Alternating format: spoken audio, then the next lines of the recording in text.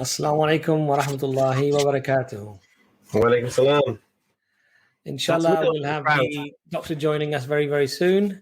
So Hamza, mashallah, Perfect Storm, episode 12, alhamdulillah. Hamza, just give the guidance to the people coming on, exactly what this stream is about, and the fact that, you know, they've got to give us their belief and then we challenge their belief. Just give the whole lowdown to what we are sort of doing in this stream, inshallah.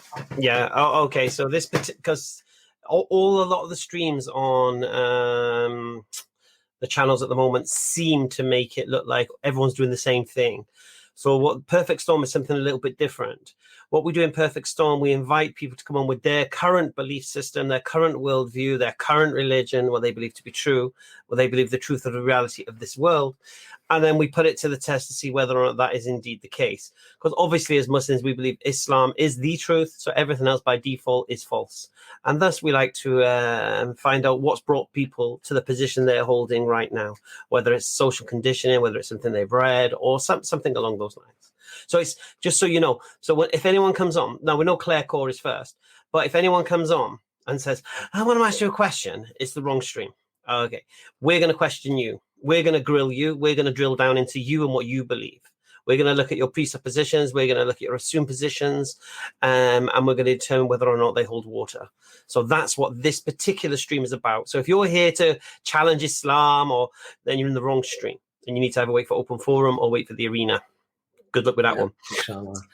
So, inshallah, as I said, the doctor will be joining us very, very soon. I think he was coming back from somewhere, and I think he's probably got hung up a bit, tied up a bit. I think this is your opportunity. If you want to get onto the stream, get on early, because generally we don't get through all of the guests at the end. So if you're an early bird, the chances are you'll get on very, very quickly. Otherwise, you might not get on at all. So that's one thing. Hamza, how was Speaker's Corner? Because you popped down there just to have a little rummage, a little look. I think you were the only one, practically the only one there, weren't you, from the Dawah group sort of thing? Couldn't resist it. So when we turned up, we went early. I said to the boys, me and Ben and Yusuf, we went to like Shrek Adventure Fest. Oops, who's that? That's Imran. Okay. you didn't recognize yourself. we went to Shrek Adventure Fest just to get ourselves in a kind of light-hearted mood. Yeah. Because we knew it was going to be a grim day. We went down there. The far right were kind of there. We could see them because we know kind of what the regulars look like, and these people didn't look like regulars walking around like this. So I made a few friends amongst them. So that was really cool, and kind of countered the narrative that was being spread. And then we left, and then then I encountered the Anne-Marie Waters, is it, from For Britain, anti-Islamic, kind of Tommy Robinson style flex, and dealt with her a huge blow. She absolutely fell apart, didn't she? Unbelievable. She's supposed to be a politician. She was in the Oxford Union debating Mehdi Hassan. I think, is Islam a religion of peace? I think that something along those lines anyway.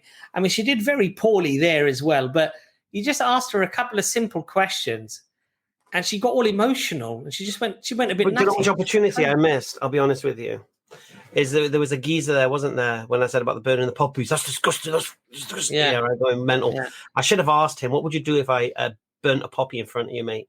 And I come to your house every Saturday burning poppies outside your house. Yeah.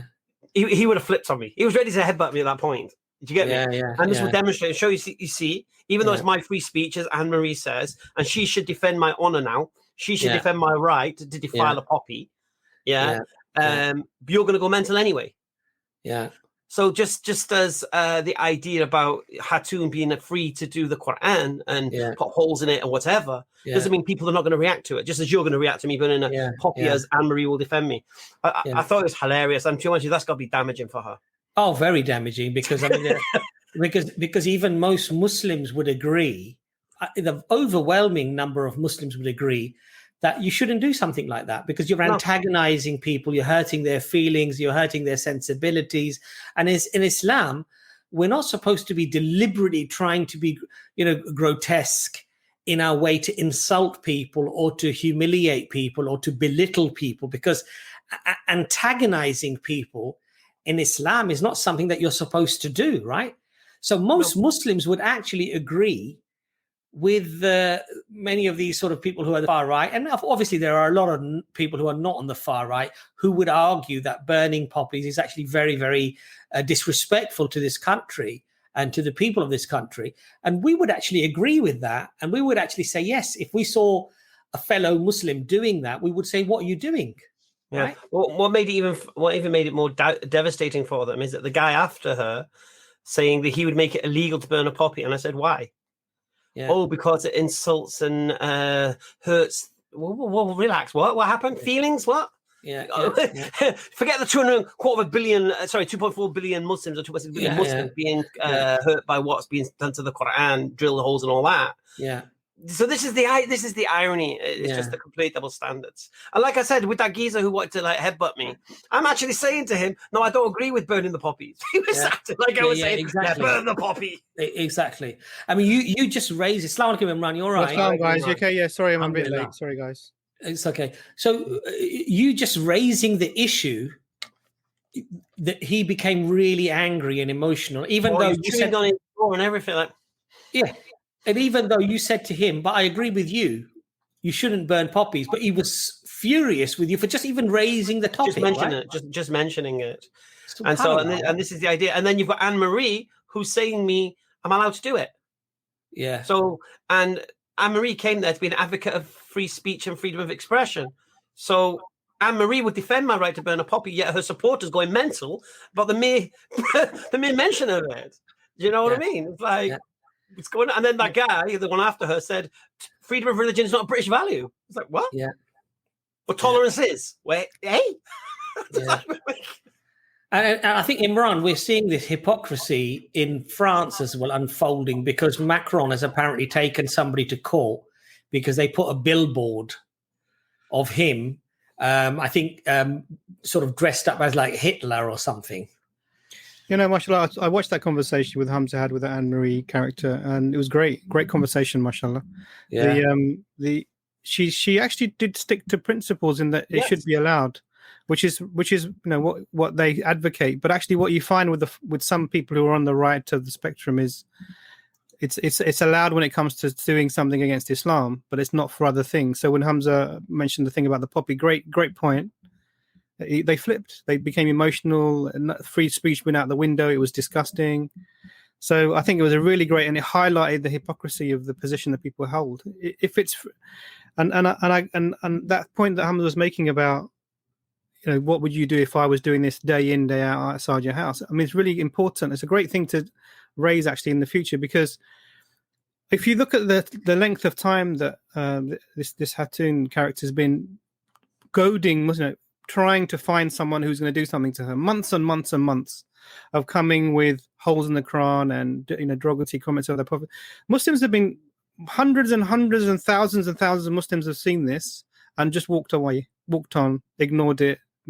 And then obviously there's going to be one person who's, if this person is a Muslim, we don't even know this yet, but if there's going to be one person who does not have that ability to control themselves, and they're going to do something silly. Now, it's actually, if you look at the percentage-wise of the people who's interacted with her with that offence being gratuitously done to people, and the number of people who attacked her, it's actually a small percentage, you know, 0.01 or whatever. So overall, I think it shows that Muslims are they don't generally would react to this sort of thing in a bad way. But people, the free speech is only wheeled out when it comes to attacking Islam. It's not allowed for other things. And Macron, you get the example you gave, is a classic. I mean, he talks about this is a land of free speech, etc., etc., and then someone does something which is free speech, and he takes them to court over it. Subhanallah. Do you know what demonstrated something though, that they had the wrong narrative? They said, they said to me, look, if you don't like what she's got to say, move away from her. Sorry, move away from her. She flipping houses like a dog. Everywhere we go, she's there, getting involved in conversations that are none of her business. And I said to them, look, surround her with all your bodyguards and keep her over there so we can relax and do our thing over here, because we want her to stay in one place. We don't want her to follow us everywhere. So this was a narrative being painted, the idea that Hatun comes and everybody hounds her and we don't let her speak and we tried to shut her down. I'm like, we boycotted her for the past 2 years, man. What are you talking about? So the narrative being spread, and there was a dangerous narrative being spread that I had to go to the police and say, look, there's a narrative being spread here that all the Muslims here are complicit. They're trying to say that all of them, I got accused of stabbing Hatun straight away. First thing, Christian, I heard that. You stabbed Hatun. I'm like, yeah, I know. I heard that. Not me. Yeah, you. How did I stab Hatun? I wasn't even here.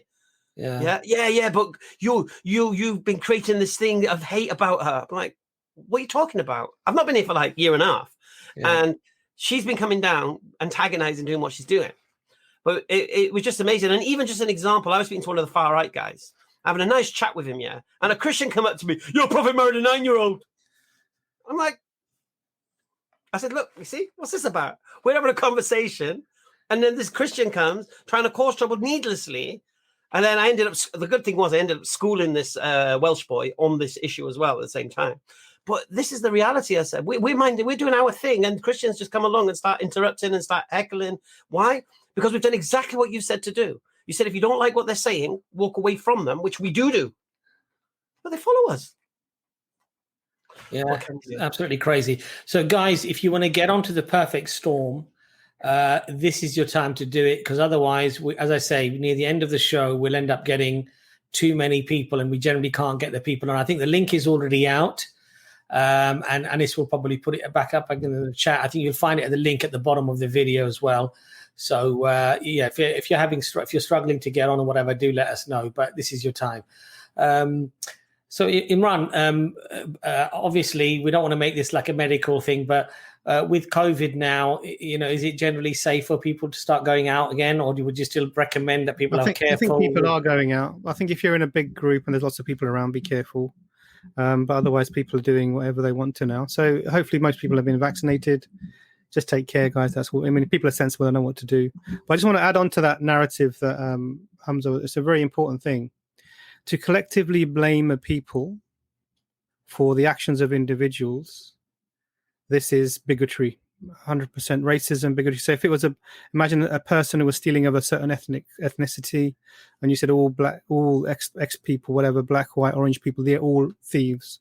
Or if somebody was, corrupt, and you said all XY people are, corrupt, or however that narrative is, this is basically a type of racism, bigotry, racism, whatever you want to call it. Yeah, it was a dangerous narrative. Very dangerous narrative. And what it does, it puts everyone as a perpetrator. And therefore, any one of those people who are out there who don't have self-control and want to retaliate, whatever that means, they will find anyone that looks like one of this collective, and what they will do is they will attack them. So there will be sisters, and it's usually sisters, unfortunately, but there will maybe sisters and brothers who will be directly attacked because of this narrative that's being put out there. And it's really important to counter this. So it's when someone does something that's bad, it's generalized to the group, and that is a negative thing. It should not happen. None of us here support what this person did. Okay, Now that's clear. There shouldn't be any doubt about that.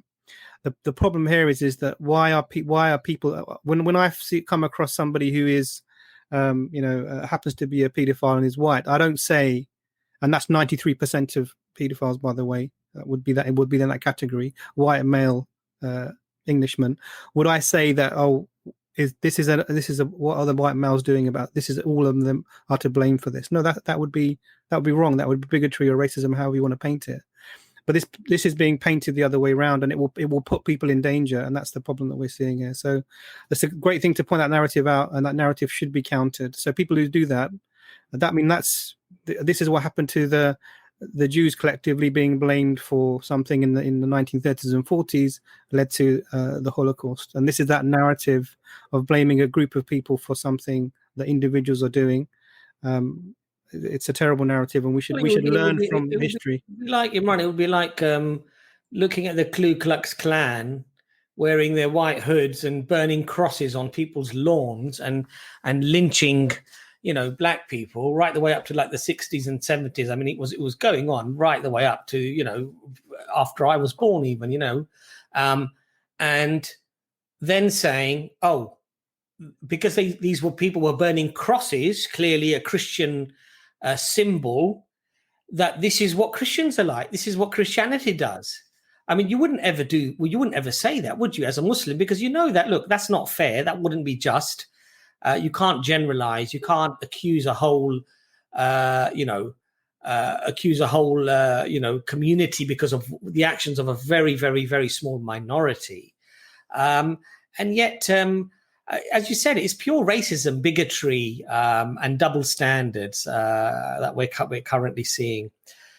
So we've already got a guest. I think Claire's not on yet. I don't know what's happened to Claire at the moment. I told her 9:45. Maybe she's doing her homework before the stream or something. I was just going to add one more thing about Speaker's Corner. Sorry, before we continue. Go ahead. Because there was a geezer there, a white guy with a ponytail. I don't think I've seen him. I think he's a regular there, though. Yeah, I don't know who he is, but he was ripping into Hatun, She does this, she does that, and he wasn't even a Muslim. And all the far right was around him, and he was saying, "Yeah, she's a hate preacher, this, that." And I was like, "Oh wow, fantastic! This geezer's saying that because he's not even a Muslim." Yeah, and I had some Christians come up. Do you remember Fat Chris, the guy who comes to eat with us sometimes? Do you remember him? No, the Christian, the one who said God has female qualities, and he got rinsed on the zombies. I can't remember. Anyway, he came to me and he said he thinks Hatun is an agent. He said she's not a Christian. She never preaches Christianity. She's only here attacking Islam. She does nothing else but attack Islam. Yeah. I've never heard her preaching the gospel. And so Christians in Speaker's Corner are kind of looking at Hatun and thinking, wait a minute, who are you? Seriously. Yeah. Yeah. And they're actually distancing themselves because what's happening now is the Christians are getting this label of being crazy hate preachers because of her. Yeah. And they're trying to say, well, that's not us. And I've told them, look, you guys need to come together and you need to do a video and distance yourself, because the narrative being played out is that she's standing up for Jesus, and the Christians in the park are being persecuted by these aggressive Muslims and being hounded by these Muslims. Yet you're a Christian telling me she's not even preaching Christianity. And yet the irony is this: when she did get attacked and she stood up, she preached Christianity for the first time in my life I've ever heard her say it. I've never heard her preaching the gospel. Yeah. You're not going to stop me preaching the gospel, even. Whoa. Never heard you. Never heard you preaching the gospel. I've seen you stood on the ladder with Jay Smith attacking Islam. I've only ever seen you walking around the park attacking Islam. I've never heard you preaching the gospel. So the irony is this: how can she get attacked, faint, get up, and preach the gospel when she's never done that? And these Christians are saying it's fake. They're saying it to me. You know what it is, Hamza. You know what it is. DCCI and all of that ilk, all of those people. That's all they do. And as a Christian, what I would be thinking is, if Christianity is so wonderful, wouldn't you be talking about Christianity and bringing people into Christianity? Or would you simply be devoting all of your time to say derogatory things about often lies, manipulation? So, for example, I was watching Jay Smith. Jay Smith has done another video, some really ridiculous video about, Imran, a few months back, you discussed when somebody talked about the Kaaba and they were saying you worship the Kaaba and you do this and you do that. And you explained to them that this is something consistent that we find. In fact, the Jews also had something very similar, a temple that they circumnavigated. And they were very, very similar to the traditions that the Muslims have. And what they were trying to imply somehow is that the Muslims just copied. They simply copied what the Jews were doing before, and that was their whole narrative. And I thought to myself, you want to almost like rewrite history and just try to attack Islam, when in reality you should be telling people about the gospel, right? You should be preaching this beautiful gospel apparently that you have, that people should be coming to. But all you're doing is, offense seems to be the best form of defense for them. So just constantly attacking, and that seems to be the best. It's a shame, really. Okay, should we get our first guest on? Because we've got telling as well, her team seemed to have disappeared. Godwin seemed to have disappeared. Daniel seemed to have disappeared, and Lizzie seems to have disappeared. Yeah, they may not agree with what she's doing. I don't know. Yeah, maybe they don't. Bring the first guest on. The first person we're going to get on is Sean, because he's got his camera on, and we do prefer you if you can have your camera on. It just makes for a much better interactive experience for not just us, but for all the viewers as well. So Sean, welcome to the stream. Oh, not Sean. How are you going? He's a lovely guy. I like Sean. How are you doing, Sean? You all right? You're not going to ask him what he believes and why, are you? Right, go on, mate. What are you doing? Not so bad. If we could actually do the reverse version, it would be good, as you said, Hamza, before. So, you know what I believe in essence. So, Sean, why are you, if you don't mind me asking, why are you sort of very here we go. Now you're sort of more symmetrical. Otherwise, we were sort of like. I know. Sorry, I've got a habit sitting off to the side. Sorry. Not a problem. Yeah. So if we could do the reverse stuff, for example, if you know what I believe, we did it in March, for example. So, if we could just tease out your opinions, that would be good if we could do it in that way. Because I've just been requested to come on by Marcelo, a Muslim guy from Holland, I believe. So I'm happy to come back and do it that way. So, Sean, just remind the viewers, what is it that you believe? Because obviously some people might be listening, they might not know. We don't want to sort of misrepresent you. So what is it that you believe, Sean? To be honest, even when you explained it last time, Sean, I didn't know what you believed in the end.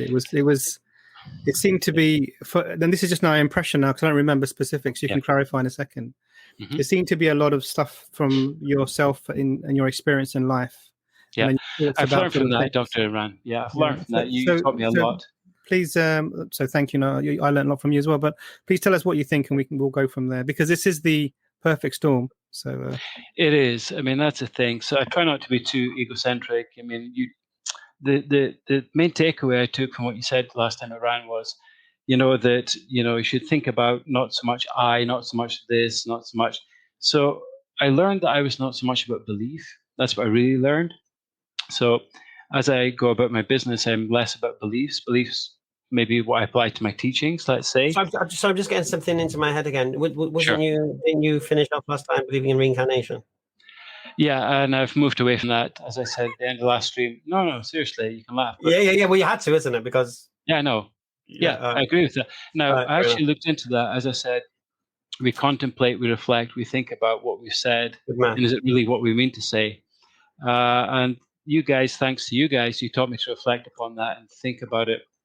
So even though smarter minds than myself, mystics and different people have backed reincarnation, whether it be from Buddhism or Manly P. Hollow, whoever advanced source it would be, I came to learn that I don't believe in that. So that comes from reflection and contemplation. But what was that answer to, though, when we asked you we asked you a question and you responded reincarnation? But yeah, you put me into a corner there, and I realized I was going down the wrong way. And what was the question I asked you, though?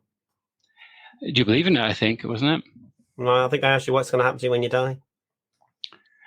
Yeah, which I still kind of feel that we need to be humble on this point. We need to think about ultimately how we don't really know in essence. So we can. Yeah, how could we know? Exactly. So we can follow reward and punishment, Hamza, which I believe is sensible in a way. We can follow things which seem logical in that sense. But different things are logical to different people. But I did reassess reincarnation and found that it to be inherently unjust. I found it to be rather senseless. Good man. To be honest. Yeah. Sean, can I ask you? Sorry, Hamza, did you want to say anything? Go on. No. Go on. Sean, can I ask you, what is stopping you from being a Muslim? Is it a fact that you haven't studied Islam, or that you have studied Islam and that you're not convinced? What's the reason for not accepting Islam? It's partly that I haven't invested the full time and thought into these different aspects. Although, I do chat to different people and form different views based on that from chats. I think it's still the sense that I still kind of think, if it's based on one issue, then I will say, for example, if you're talking about God's nature, then I might feel inclined to borrow from essential kenosis, which is essentially a Christian notion. It's the downside of being open-minded, I guess. I put it that way, that, if you're really genuinely open-minded and feel in the deeper sense that what a given faith is saying, you can somehow access it. So I think it's essentially that. It's not so much against Islam itself that I've analyzed it and rejected it, which is not the case, absolutely. It's just what I said, I think. So you see, Sean, being open-minded is obviously crucial in even attempting to find the truth. Yes. But open-minded doesn't mean that you try to simply make it up as you're going along. True. Or that you just simply cherry pick what seems okay. So one 1 week you believe in reincarnation, when somebody then says to you, well, what about this, that, and the other? And then you say, actually, yeah, that doesn't make sense. So to save that confusion, and this is what Allah says in the Quran, that surely if it wasn't for God who guided you, without guidance, you would have all been at loss. You would have all been lost, basically. Yep. And so being open-minded is essential, is crucial, so much as to evaluate whether this creator has communicated with you and give it serious thought and analysis. Now, in your mind, Sean, there'll probably be a handful of religions that you might consider to look at, right? Yeah. Because you're exposed to those particular religions, and perhaps they make up the majority of this planet. And intuitively, you would expect that if there was a religion of God, that it would somehow be quite dominant. It wouldn't just be some obscure thing in some Amazonian forest. You would expect God to have,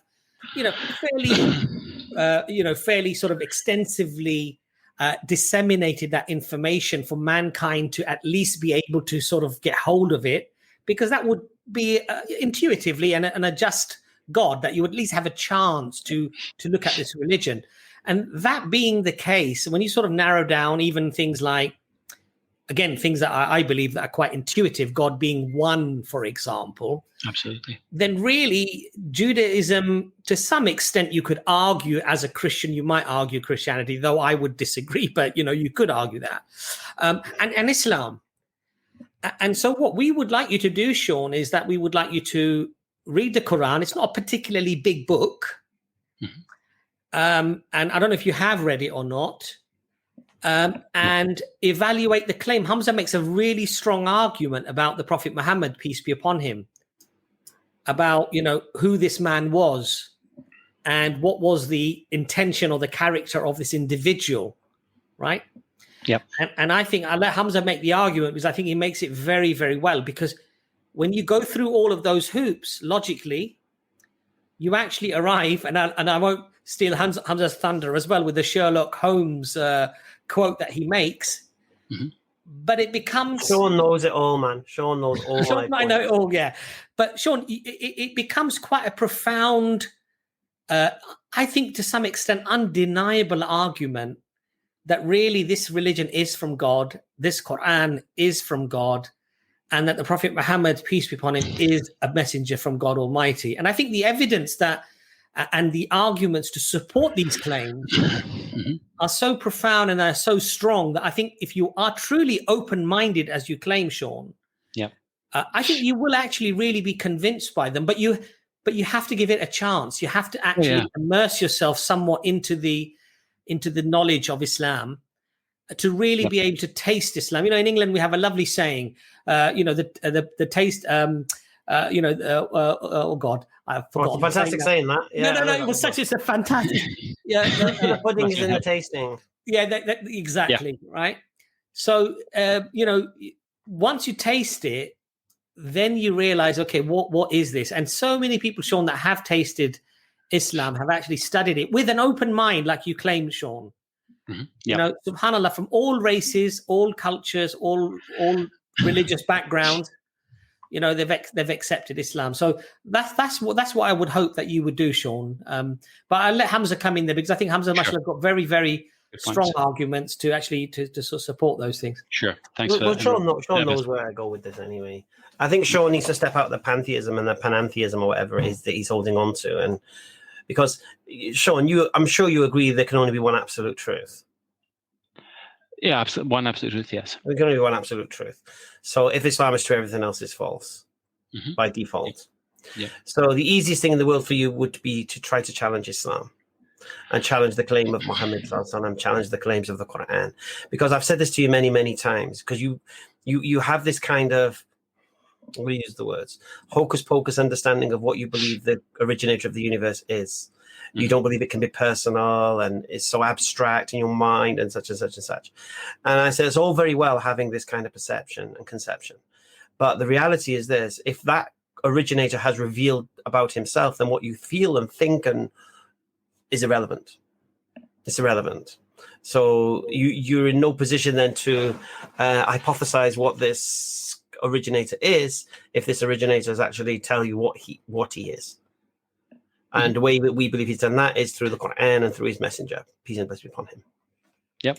So that's the route we challenge you. Yeah. So when I said in this perfect storm in reverse, but I think we need to do that as a separate stream, not on a perfect storm stream. It wouldn't be fair to anyone else and any other guest, because this is perfect storm and this is all about testing your beliefs, not you testing our beliefs. But I want you to come and challenge Islam. I want you to find your strongest argument against Islam and bring it. Demonstrate to us Islam is not true, because you have to. Because if what you believe is true, that means Islam is not true. So you should be able to find the weakness. Now, we've already found the weaknesses in what you believe, because it's all in your mind and in your heart. There's nothing to support it whatsoever. Even science doesn't support it. Nothing supports it. Or does it? Do you believe you have support outside of yourself?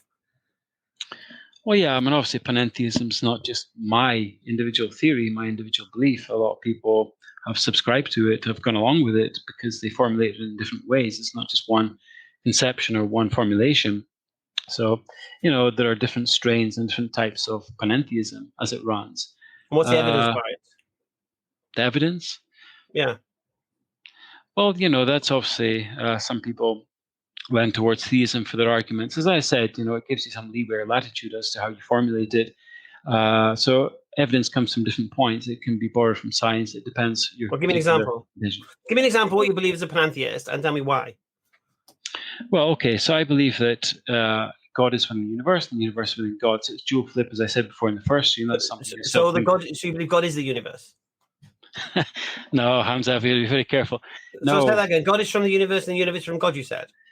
Okay, so God is within the universe, and I remember Dr. Imran's point the first time around that he interpreted it in a slightly different way. That there's in the feces in the toilet. I think I seem to recall from the first stream. So when the universe didn't exist, where was God? Once again, sorry. When the universe didn't exist, where was God? Yep. Well, as I said in the stream in March, that God is the eternal existent, the Wajib al-Wajud, as I said before in Arabic. So he has to be. He is the underpinning, the underlying substrate, which underpins all. But I've since then thought about it, and I've thought about the term mutual concurrence. So universe and God essentially go together. So as we need bodies, as you need your body to do your thing, so to speak, God needs the universe in essence to serve his... So you're saying God cannot exist without the universe? No. You said God needs the universe. The Hamza, this is back what you said in the first stream back in March. I don't see. Did you not just say God needs the universe? In terms to fulfill his functions, al-Qayyum, like sustainer. I would interpret yes in the terms of how we would see it. That. So where was God when the universe didn't exist? Or you believe the universe has always existed? Well, back to what I said before, it's hard for me to move away from what I said in the stream in March, that the universe is eternally existent with mutual concurrence. If you understand... How does science support that? It doesn't. And I don't care about science in this respect. So what supports that then? Intuition, it's the sense What intuition? How do you explain redshift then? Once again? How do you explain redshift if the universe has always existed? No, this is the conceptions of other people, Hamza. I don't need to... No, not conceptions. This is reality. Is redshift the reality or not? I've never heard of it, so it might be someone else's reality. It's not mine. Well, you just said there's only one reality, yeah? Okay, this is back to what I said to Abbas at the first stream, that in the efforts to build consensus reality, we need to strive towards some kind of objective terms in order to agree with one another. Why does science believe the universe is finite? Because it talks about expansion. It talks about an initial starting point. Why does it talk about expansion? Why does it talk about expansion? I could argue, I could explain that in different ways, but I would agree paradigm lock. Could argue careerism, that they need to support what has gone before to build on it, to support their theories, to support their career, to support the institutions. So what have they brought forward to support the idea that the universe is expanding? Well, obviously hear different things about cosmic, microwave background radiation. You support different It's a distance between different things. For example, different elements within space. I don't agree with that. I don't subscribe. You don't agree with that? No, that's not you how don't I agree with see the scientific observation? Well, no, because I don't have access to the telescopes. Haven't accessed it myself. That's not to say that it isn't strictly true. That I don't subscribe to it. So you don't believe in scientific observation, no? No, well, that's a blank statement, Hamza. I don't agree with that particular observation, but I might agree with other observations. Because you've not observed it. It's what I said to Imran in the first stream, that it's on a case-by-case basis. The first stream. I'm asking you now. Do you not believe scientific observation with regards to observing galaxies moving away from our galaxy because you've not done it? You've not looked. I'm not dismissing it as being wrong. I'm just saying but that's what you just said, though. You didn't observe it. That means I can't verify it in terms of the scientific paradigm, but it doesn't mean it's not necessarily true. It can be true, but it's just not something I hold as being true. Just as when you said, for example, reincarnation, when I reassessed it, I thought, wow, these guys are right. So I reevaluated it. When I thought about my views, I thought about different things before coming on. So I don't hold it as a belief. No. Is that to say it's not true? No, it's just my perception. Okay, Sean, I'm going to let Imran come in there. But before Imran just jumps in, Sean, it's very important to know why you believe certain things and what the reasons for those things are. Agreed. And, we've got to understand that intuition has its limitations, right? Yep. And so in Islam, we would say that there are certain things that would be intuitive, okay? But we don't rely upon intuition to accept the validity of the Quran or the validity of the Prophet Muhammad, peace be upon him. Those are done through investigation and weighing up the evidence for and against something, and then coming to a rational conclusion of, could it actually be this or could it actually be that? And when we find overwhelming evidence to support the other, i.e., which is to believe in Islam, we choose that. So it's a rational decision, but it's not just based on what I feel intuitively, if you see what I mean, Yeah. But I'd let Imran come in there because you've not spoken yet. And then we'll get some other guests on because we've got Claire's waiting as well. Sure. I'd like to get Claire on because she's made the effort to obviously to attend. So Imran, sorry, go on. So Sean, I think it's interesting what you're saying. I'm glad you've moved positions specifically about the reincarnation, because I agree. As I mentioned before, it's inherently unjust as a concept. The karma concept, but there's an issue here in that you said two things that seem to be sort of contradictory to me, and I just want to really clarify. Sure. So one thing you said is you said that God is the Allah would be the underpinning. God would be the underpinning of everything. Yeah. Yep. And then you said that the universe is what was the term you used? A concurrent. Mutually concurrent. So the God in the universe in God. Mutually concurrent. But you don't mean in terms of eternality. You mean just in the fact that they exist within each other. Yeah, in the sense, well, if you posit an eternal universe, eternal God for sure, as I said, is beyond doubt, as anyone would agree, that one in the other. So the debatable point is the universe, which is strictly contingent, but it is mutually concurrent, I believe, with God. Because that's the question. So the question, because I mentioned sort of eternality. Now, when you say mutually concurrent, are you saying that they occur at the same time always, or are you saying that one can exist without this? So the God can exist without the creation, which is what Hamza was trying to get you to answer, but in a slightly different way. Yeah, I would say that obviously, to me, I'm trying to do what Ibn Sina did in terms of equate the universe. Well, not equate, but say to establish this mutual concurrence between the universe and God, for example. Because you asked me this last time, I really kind of dwelled upon it, but it's hard to kind of separate them. So in essence, I do see them as the same, because I see it as God's dispositional nature, along the lines of essential kenosis, as being that's what he does. So to have God being a creator or not creating is confusing. Yeah. So this is quite a common thing that we come across. Yep. This is like asking somebody, actually, let's use the terms you used. Can Allah be the creator before there was a creation? Or was Allah the creator before the creation? And the answer to be yes, Allah had the attribute, so the answer would be yes. Mm-hmm. So what you seem to be saying is that without the attribute manifesting, it doesn't exist. Now it doesn't follow. And if I'm misrepresenting you, please say so. But I think that the attributes of Allah are His attributes. He has them all the time. Mm-hmm. We don't separate them. We don't give them personhood or anything like that, which the Christians do with some of them. But we don't do any of that. They belong to Allah. Now the attributes themselves aren't the creator. They're not Him. So we wouldn't say, the word of Allah would become Allah. No, we don't have any of these concepts. But you can have the attribute without utilizing it or manifesting it for it to, because there seems to be that argument, like, for example, that someone can have the potential or the attribute to be a father, but they haven't had children yet. Now, you wouldn't say to them, well, until you have not had children, you don't have this attribute within you, unless you've done some test to confirm that they don't produce sperm or something odd like that. But you seem to be making that type of an argument, which is an odd argument, and I think it's been raised before.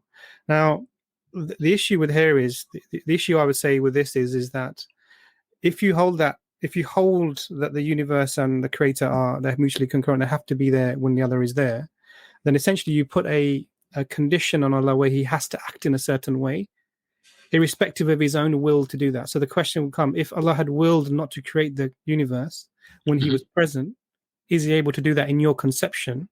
What would you say to that? Interesting point. I would say that He creates, as I said, as a matter of dispositional necessity, but it's what He creates is different. It's the, essentially Allah being the formlessness background to the form is what He is essentially. But I think he does have the choice as to what to create, but as to create overall, I would intuitively say no. Yeah.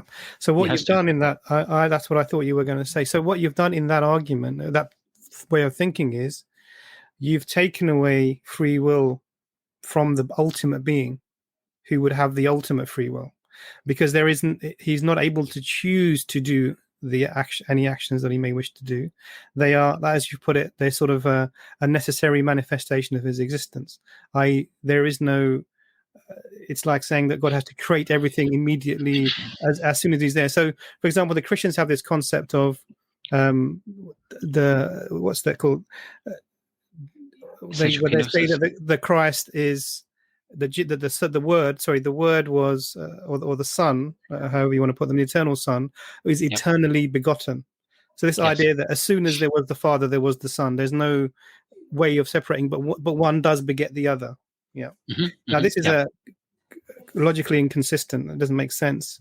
You can't have, if one thing is the beginning, that is without a beginning, and another thing has a beginning, but you say that beginning isn't really a beginning. It's sort of just a dependency, but it was there from the beginning anyway.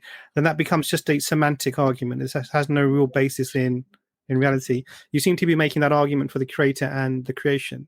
Now, we know from the evidence that we use in Islam, is one of the evidences we look to refer to the Quran, and Allah says, I said be and it was. He talks about how He manifests things. He chooses to be things to manifest. Now, if that wasn't a choice, in the sense that it has to be, no matter what Allah is willing or choosing, and Allah doesn't have anything external to Him to enforce Him to do these things or make Him act in that way, then I think that what you will find is that your argument doesn't lead you into this idea of panentheism.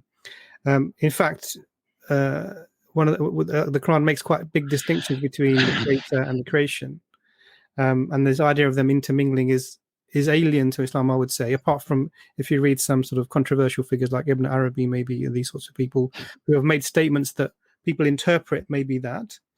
But ultimately, there has to be an underpinning that's independent, nothing external acting on it. We would say the necessary being as-samad, Allah who's as-samad. And that means that because there's nothing external acting on Allah, He can then, at any point He chooses to, bring about a creation. So He doesn't have to, but can do. If that makes sense. Well, it does. You seem to be arguing that He has to, no matter, He has no choice. No. What I'm saying is, like, free will as to what He creates, like, according to, obviously, the ultimate choice rests with Him. But as a matter of dispositional nature, he has to create to be a creator. That's what he does. And I link that in with the sustainer, al-qayyum, as they say in Arabic, that he sustains by his life force, by his essential nature. So it's his life force, it's the power which he manifests in the universe, which ensures sustenance is maintained. That's what I see. So you need to essentially look at the balance of the functions, as I call it, generation, enabling, and sustaining. So that's what I'd like you guys to address. How do you guys as Muslims perceive the al-qayyum, the sustaining function within Islam? Because I also see it as one of the three core functions of God. Can I just ask you a quick question, if that's okay, Imran? Can I just ask a quick question? Imran. Sean, if I go to college and I learn how to build houses, yep.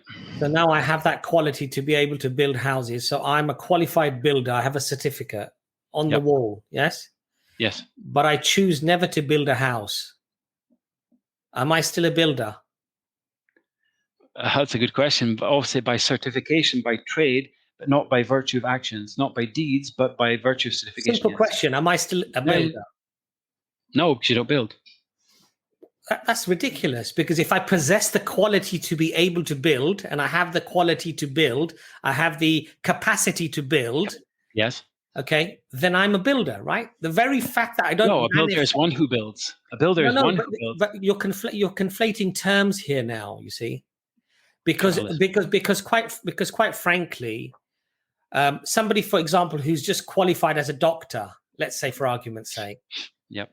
And let's say for argument's sake, they haven't actually worked as a GP, or they haven't worked in a hospital. I know that they do go through that training, and it might be a bit of a bad example, but the very fact that that person hasn't started the healing process of healing people, they would still be classified by pretty much most, if not all people, that he's a doctor, qualified doctor. They would never ask, are you actually healing people?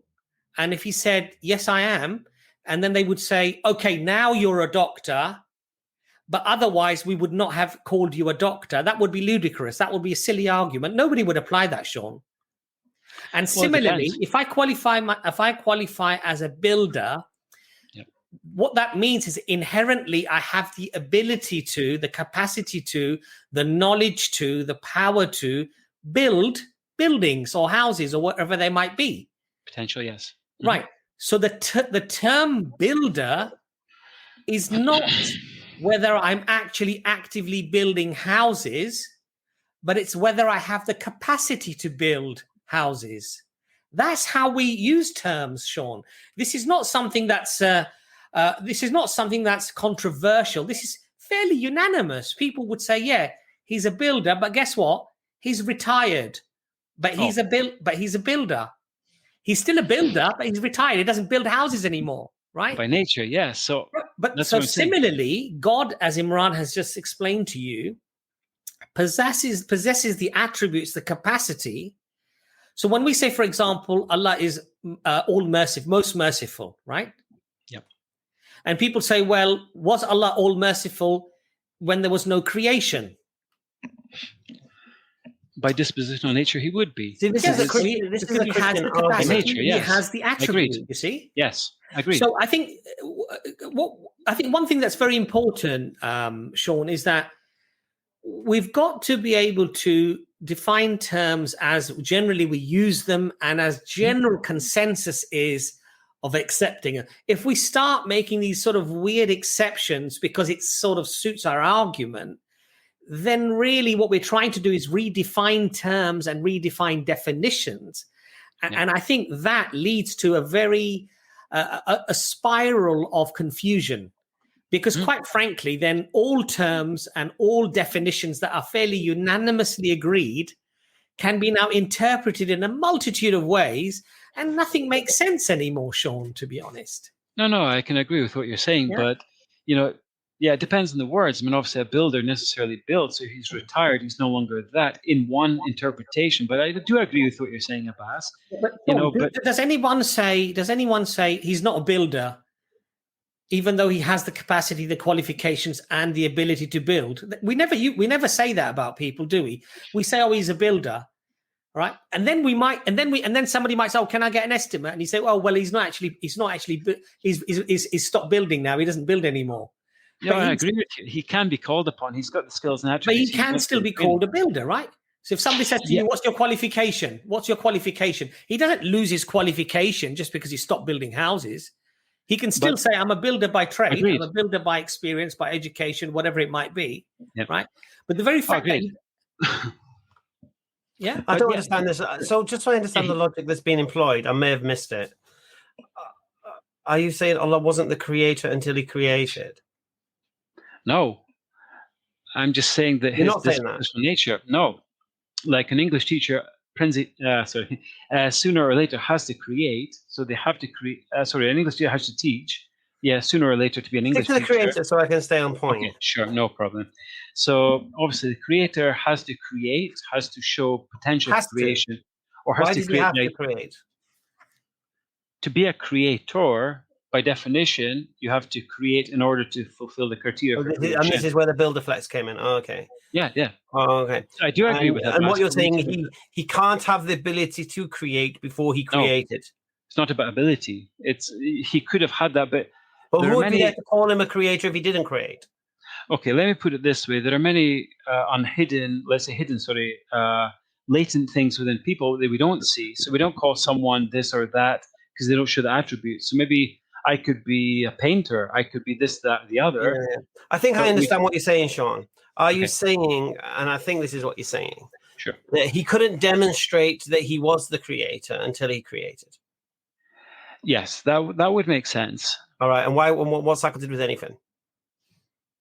Well, to be a creator, you need to be accepted as such. Accepted by who? Well, that's a good question. So you need to be able to see the results of this. So someone would be able to point, for example, where did this come from? So you see created things as you would and then you would assume a creator.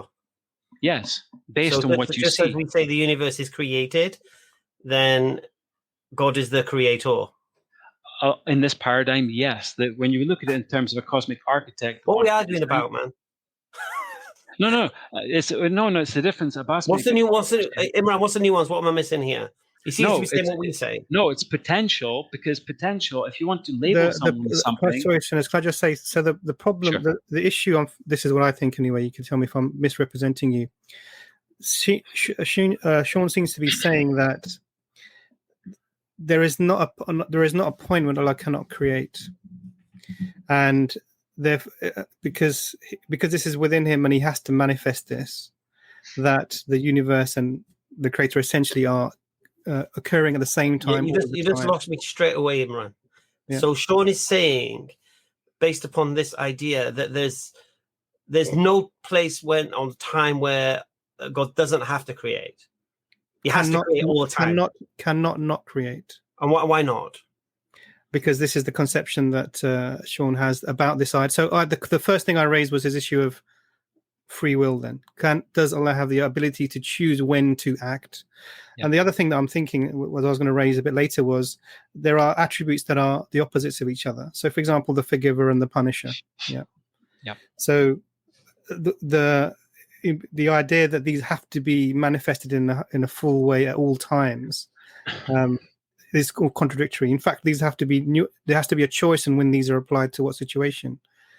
The capacity is there. Allah is still the punisher. He's still the forgiver. He has these qualities within him, attributes within him, and the same with the creator. So it's a bit of a. I think that what you end up doing with this position, Sean, is you take away from the creator the ability to choose his actions.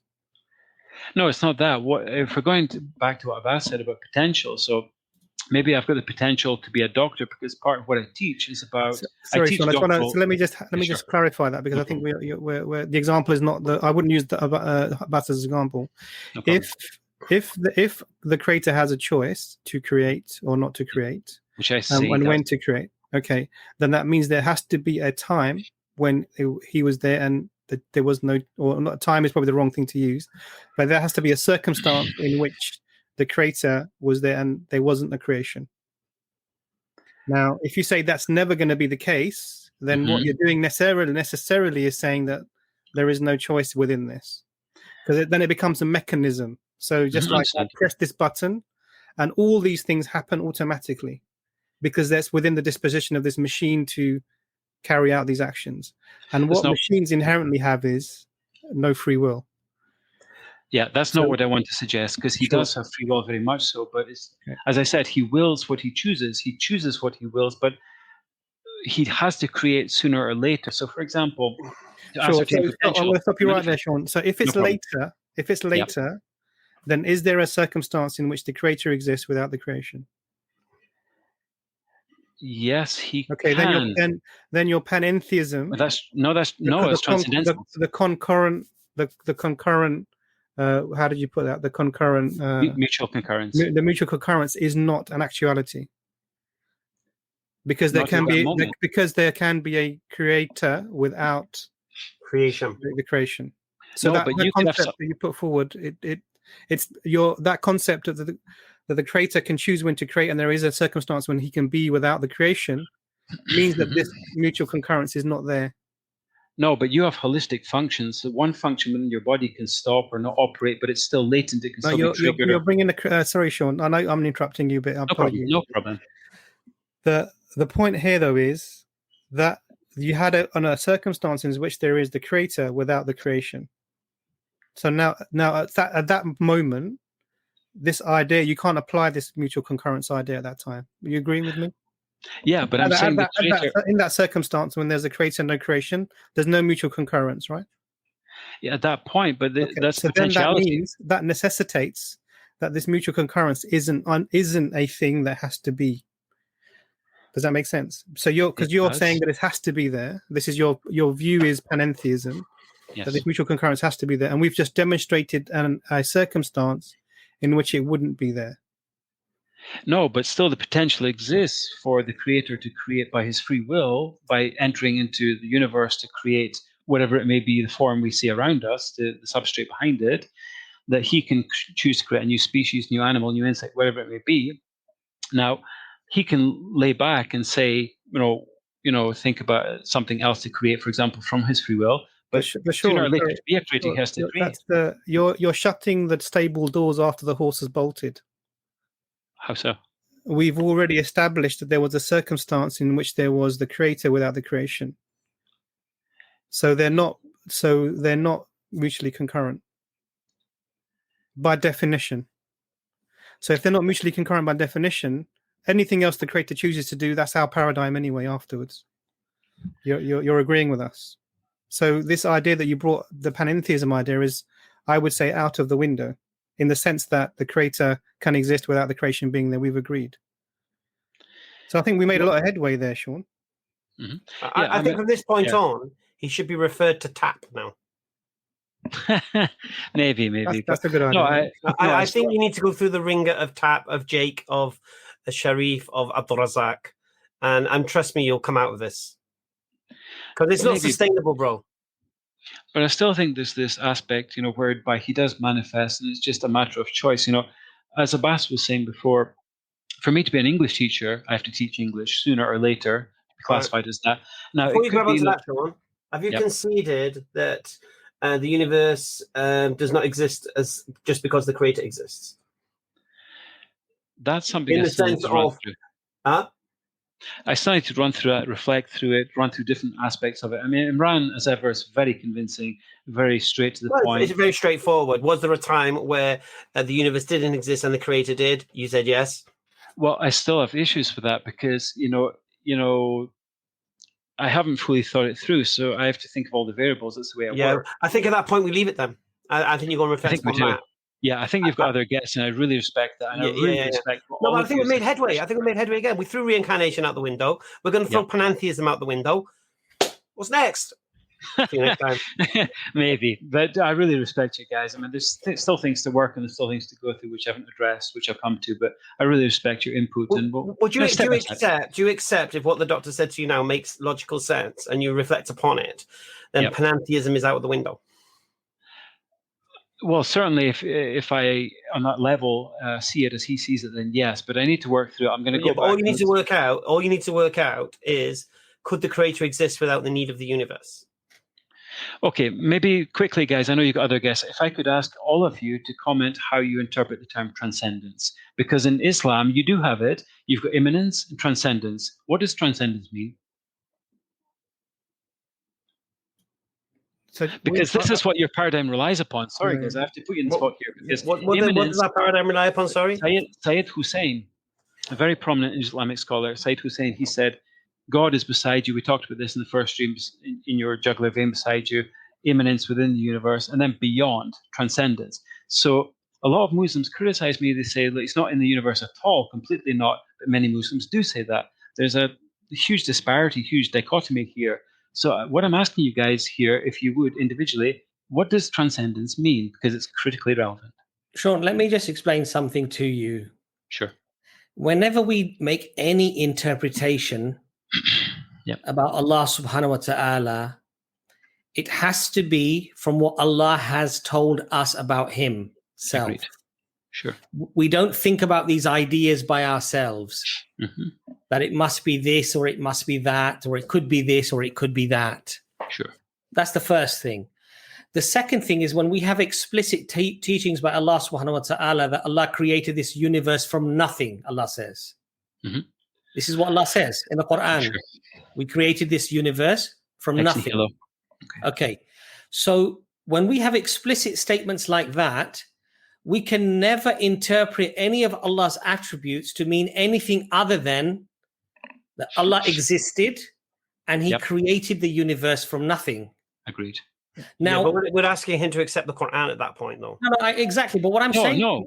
Okay, sorry. What I'm saying to you, Sean, is this, though, yes?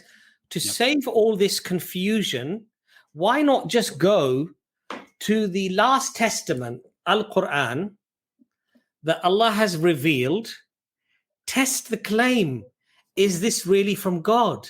And once you're convinced that it is from God, then learn about what God is from what God has revealed in his scripture. Otherwise, you see, what you're trying to do, Sean, is you're trying to imagine what God could be, and you're endlessly thinking about all these different scenarios. And to be honest, Sean, and I mean this with the greatest respect, you're actually confusing yourself, because many things you're accepting, and yet when we bring up in discussion, then you're saying, actually, yes, it doesn't make sense, and I'll probably reject that. Now we've got with pantheism, and now you said, yeah, if I think about it and I actually end up agreeing with Imran, I might reject that. So rather than this sort of shooting in the dark, hit the bullseye straight away. Read the Quran, hit the bullseye. Yeah, I mean, certainly it's open. Now, obviously, if you read the Quran, you talk to us about the Quran, you talk to us about the Prophet Muhammad sallallahu alaihi wasallam, and you're not convinced, and you think, actually, you know what? This is all fables and stories, and there's no substantiating evidence or whatever supporting evidence to these claims. By all means, then go back to shooting in the dark again. Yeah. No, but I think what. Yeah, go on. Fair point. I was going to say, Abbas, at the moment, Shaw's head's in the stars. And they are, and we need to do to Sean what was done to Wyatt on the arena. We need to show him. Yeah, we need to lock that down, just as the Doctor's done, just to reduce the universe to a finite contingent thing requiring an explanation. And then, what's the ramifications of that? Because right now, every time I have a conversation with Sean, his head is up there. Well, not really. I've been consistent. I mean, No. I'm not saying you're not being consistent. I know you've been consistent. You've been consistently in the stars. So what I personally think is really good for you, it's good what Abbas said, read the Quran, but I think you need that shutting down for you first. So we've shut down reincarnation. I think you're going to realize we've shut down panentheism, and we'll shut down all the alternates to an omnipotent one creator who's theistic and personal in nature. And then we can reduce that again. I think that what needs to be done, we need to chop you off at the pass, if you like. So where you're at the moment, your mind is like this, we need to box you in and get you to the position, and then, mashallah, bring you to the haq. Okay. Imran, do you want to add anything before? Just before you go, because this might be a point of confusion for some listening. So this ayah about I'm closer to you than the jugular vein, and then you mentioned immanence, which is basically the same as panentheism essentially. Do you know about the Miraj? I'll let you elaborate. I might have heard of it. This is the night journey of the Prophet, peace be upon him. Right. And this is where the Prophet, peace be upon him, went from Mecca to Al-Aqsa, and then from there to the seven heavens, where he spoke at a point beyond where the angels could not go, directly with Allah, and Allah was behind the veil of light. So now, if the idea is that God is everywhere anyway, within everything, where can you go where Allah is not? That's a good question. I would say that within the narrative of Islam and the way that this is traditionally been explained about the jugular vein is Allah is present. He knows us better than anything. He's here. He encompasses in our knowledge. It's not a physical manifestation. It's not an immanence physically within the universe. And it's really important to sort of separate this out. So it's really, there are people who've spoken in the terms of speaking, but they generally tend to be very fringe, and they're sort of ostracized from the majority mainstream body of the Muslims, because we have never mixed the creation and the creator together. Okay. So how do you guys perceive, and I don't want to take up your time because I know you've got other guests, so I'll try and keep it succinct. What do you perceive as Advaita, like it's oneness? So I asked this to Uthman Farouk, how do you see Al-Rubiyyah, like as oneness? How do you interpret that beyond conceptual ways? How do you do it? Sorry, I don't understand the question.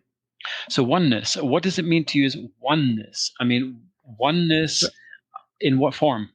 So Allah is absolute. Okay. Now, what you seem to be, and I'm trying to preempt where your thinking might be going rather than answer the basic question. Sure. So Allah is Ahad in the sense there is nothing like him, and Allah says, "Layka mithlihi shay," there's nothing like him. So that means anything that we can think of, anything that we can conceptualize is not the creator. So that's a separation of the concept of the creator and the creation completely. Yes. And Allah is absolute in the sense that there is nothing like him. He's that fundamental necessary being of which there is no like. Okay, which I agree with. Yeah, and that is the oneness. This is Tawheed. Now, when it comes to some people use the word oneness as the Christians are trying to use this argument as a combination of many things to become one. So, for example, they say this is one bunch of grapes, but there are many grapes. Now, this use of the term is not even understood by and the Christians argue this is what Ahad means in the Jewish scripture where God is called Ahad, but actually this is an incorrect understanding. Ahad means one and unique. So I can have two pens, but they would be two pens. If I have Ahad pen, there is nothing like this pen. So there's Ahad is different from anything else. So it's not the word one as in the term Wahid. It's one as in the term Ahad, and that's an even more of an important uniquely one, basically. Uniquely one, absolutely one. So the oneness is simply in that there is nothing else like him. So I hope that's clear, and it's nothing to do with everything is one with the creator. We don't believe in this concept, which you see. I think that you may be sort of heading down. But Sean, it's been lovely talking to you. Well, hold on. Well, actually, one thing. So I don't want to. I really don't want to take up your time. Sean, this is perfect. Okay, but I'll give my views. I mean, this is actually what Josh, he said in the same stream back in March after me. He came on and watched his words. And the Jewish interpretation is very similar in ways in this respect to the Hindu way of neti, not this, not that. So you cannot guess. The creator is very unique. There's none unto Who cares him. What Josh says? Okay, but it's not that. Okay, fair enough. But there's none like him, as Imran has just said. So this is the apophatic conception. Sorry, so if you can demonstrate so if you say that the universe and the creator are essentially the same or intermingled or however you want to put it. Not intermingled. What do you mean then? So what I'm saying is a pantheist, as I explained in the first stream, would do like Spinoza, he would see them as interchangeable. This is exactly, and guys, with all due respect, you haven't answered. I don't understand how you interpret the term transcendence, because to a panentheist, sorry, go on. Okay, sorry. This is the distinguishing factor, the demarcation line between a pantheist and a panentheist. Pantheist, as I said in the first stream, equates the universe with God. And as you guys correctly say, it's not that. Although I do believe, as many Muslims believe, that I've talked to, in immanence, that God is within the universe, just whatever extent. Well, okay, we'll go beyond that. So that leaves me, if you deny that, then you need to explain transcendence. You need to explain, please, guys, what do you mean by the universe? I need this foundation. This is foundational stuff. So we've already. So this is a conversation we've had almost, but you've maybe haven't realized. So we've explained that there was a time when there was a circumstance when the creator existed throughout the creation. Yep. Okay. So this is, for you, in your nutshell, for you, transcendence. God is not the creator.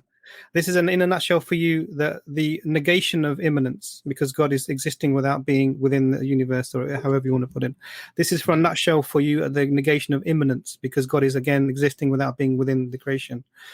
Now the idea is, did God create the universe within himself or not? Now this is what I would say to you, the general Muslim understanding, and this is my, from the things that I've read over the years, this is what I understand. So if I make a mistake is mine. That there is a separation between the creation and the creator. They're not in any way intermingled at all. Mm-hmm. And Allah knows everything that happens within the creation, hence he knows he's closer to us than our jugular veins. And anyone who's brought the concept that Allah and the creation somehow join together or come together in any way that approximates the immanence in the idea that you're explaining, they are automatically sort of shunned from the mainstream body of Muslims. Now, transcendence is that, just not being part of this universe. But transcendence can be used in other ways, like transcendent in knowledge, transcendent in wisdom, etc. And we use it in those metaphorical senses as well, in the sense that Allah is beyond anything in any capacity, intellect, wisdom, power, all of these things. So what I would say to you, Sean, to excuse the pun, come out of the darkness. Sorry, my wife switched the light off. Into the light, yeah. So have a think about the things we've said. I think it's pretty clear. Have a watch the stream again, and then maybe come onto an open forum where we can have the. I'd like to see him on tap. I'd like to see him on tap. Yeah, go on tap. I think you'd be good on tap. They're very nice. They're very, very gentle brothers. I'm going to hook that up for you, Sean. Yeah. Mm-hmm. Yeah, I mean that's very much respected. Very much, thanks for that, Imran. Cool, thanks for coming on. In transcendence. Okay, but I know what to go now, so I'll let you go and I'll continue listening to Stream or Reflects. But thank you very much, guys. Have a good night. Bye-bye. All the best. Take care. Bye-bye. I just want to address this comment in the section, if you don't mind. Do Muslims only talk about Islam? Okay, this stream is all about what you believe. So Puritan, whatever you believe, bring it to the table. We're here to talk about your beliefs, not our beliefs. So Sean just kind of flipped the table a little bit, but this stream is all about what you believe, guys. So if you're not a Muslim, or if you are a Muslim, this is not the stream for you, so leave. And if you're not a Muslim, bring your beliefs to the table. And I seen somebody was banging on about they couldn't get on. There's loads of space. So anyone who's telling you in the chat there's no room to get on, plenty of room. So I'm not even trying to get on. Lovely. Sean's a nice guy, but... here's Claire. We're going to get Claire because we promised Claire that she would get on first, but since she came on a little bit late, we couldn't get her on first. Hi, Claire. Welcome to the stream. Good evening, gentlemen. I was actually waiting at the start page, but for some reason it didn't go live when it went live. So when I refreshed the page, I realised it'd been on for 22 minutes. Okay. But I was waiting eagerly and impatiently. Not a problem.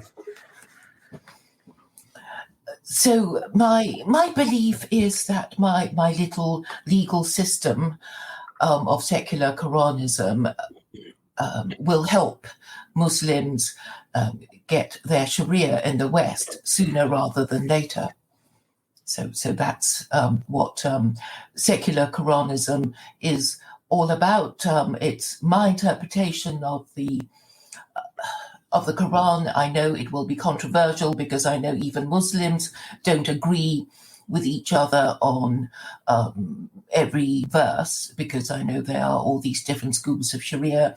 But I think if it's implemented in any country, then each particular country will have their own interpretation of the Quran, and that will be, the national interpretation.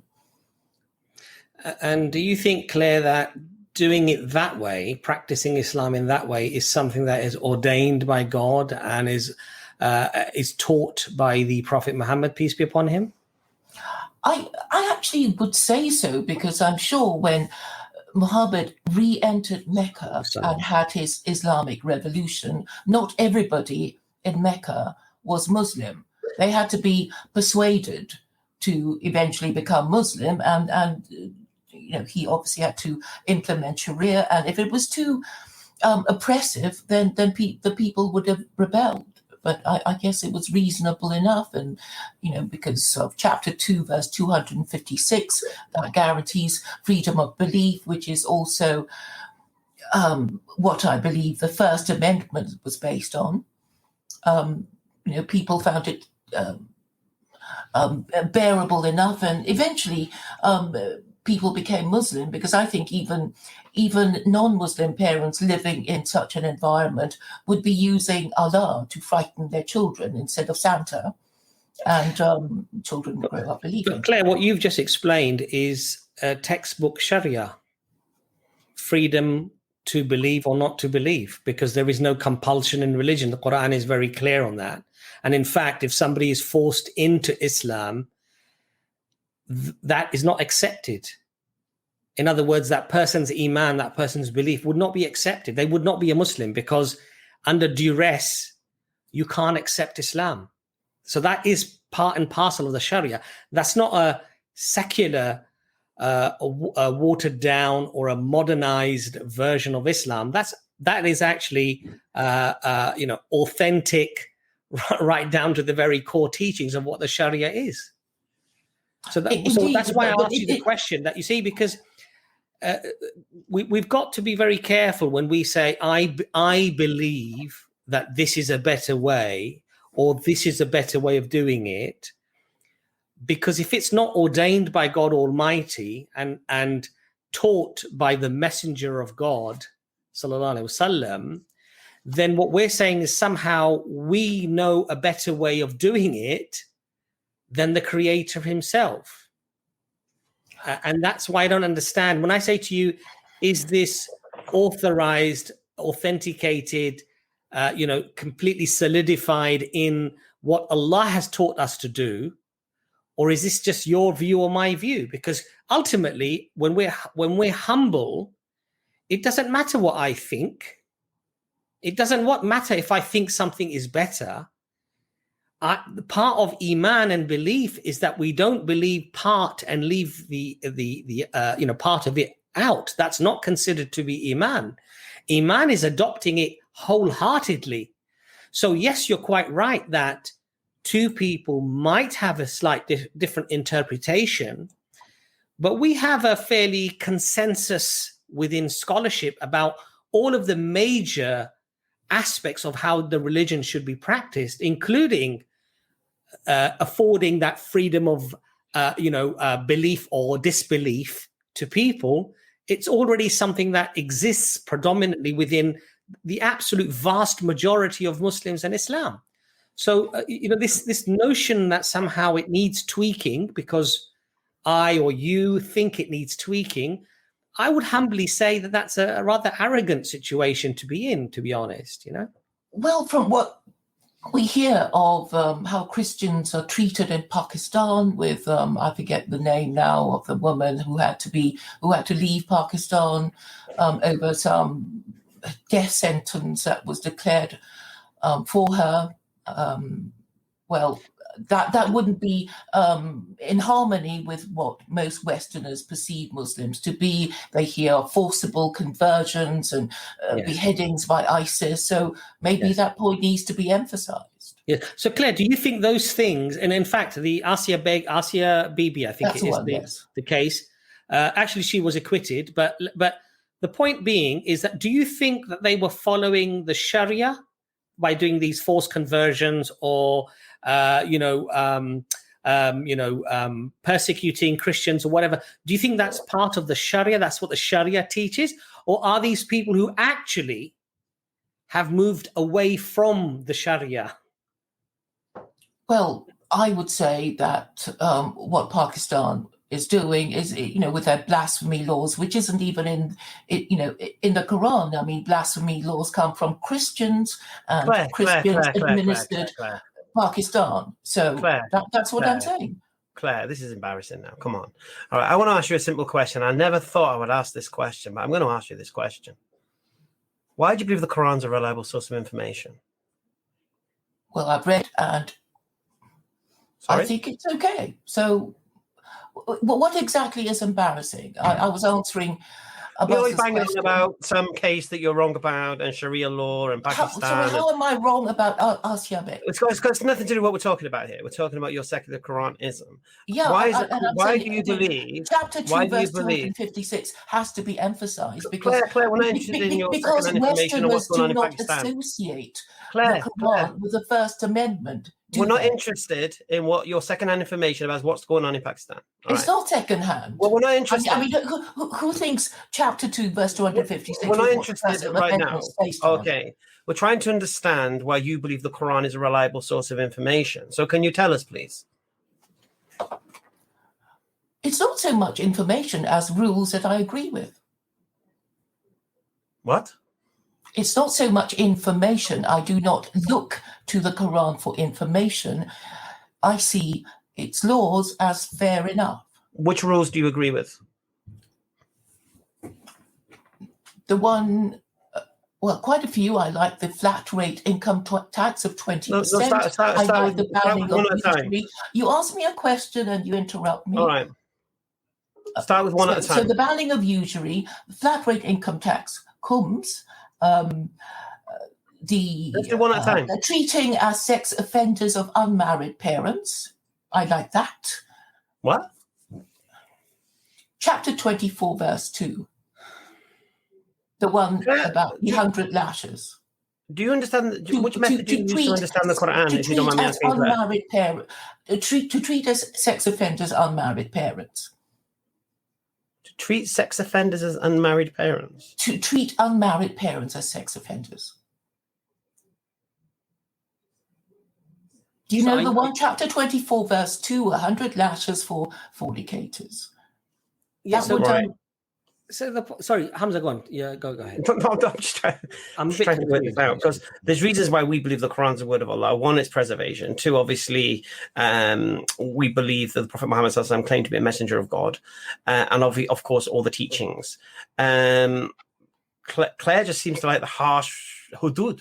Is that all you like? I have explained to you that it's the laws that I think are necessary to regenerate a morally degenerate civilization. But do you think the Quran is from God, Claire? Claire, do you believe the Quran is from God? I'm agnostic. So you believe that the rules are very good in there, and if they were adopted, they would actually benefit society. Is that correct? Yes. But you don't believe, or you're not convinced that the Quran is actually a divine book from God Almighty? It could be. I'm agnostic. I'm really not going to be arguing it with anyone about whether God exists or doesn't exist because I see how much time is wasted. My argument is that it is useful. It is useful for government. It is useful for us. Sister Claire, surely the most fundamental question is whether one believes God exists or doesn't exist. Because quite frankly, Claire, otherwise, every premise that you build outside of that very foundational concept is worthless, because what you might accept or believe based upon your nurture or nature, your subjective understanding. And remember, subjectivity is very liquid, because what you may have believed 200 years ago would have been very different from what you believe today. And in 200 years' time, somebody using their nurture and their nature and what they grew up with subjectively may come to a completely different conclusion. But I'm not taking a position. I'm actually refusing to take a position, which is why I'm firm in my agnosticism, because it's actually the most intellectually respectable position to take. Because I would disagree. It's the most respectful. We can agree that the rule of law will make our society more stable. I'm going to let Imran have a chance, and then we'll come back in at the end, because I think Imran hasn't said very well. Imran, please do come in there. Claire, it's a pleasure speaking to you. I'll let Imran come in there for a bit. Thanks for coming, Claire. Just a basic. I just want to understand the term first. Secular Quranism, because secularism is the separation of religion and the state, and Quranism is I would something to do with applying the laws, from what you're saying, applying the laws that you think are within the Quran to the state. Obviously, that's an oxymoron. This is like saying... Thank you. I knew you were going to ask that question, because the previous times I've tried to get on, you said that, and I wasn't given the opportunity to answer, and I would be delighted to answer. So I call it secular Quranism because there are two reasons why a person might obey the laws under secular Quranism.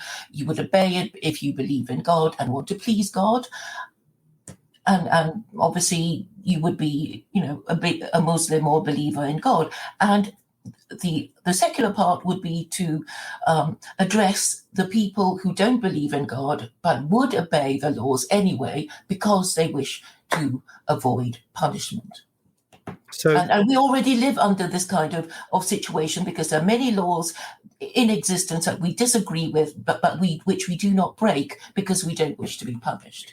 So there's a difference between the types of laws.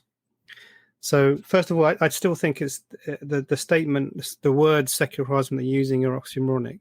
I think there's another aspect which I'll come to in a bit, which is the foundations of coming to why you would take the words of the Quran and who the laws of the Quran are for is a separate discussion, which we can come to in a second. But the reason that the laws exist that we have within societies that are not religious are because of the consensus of the society.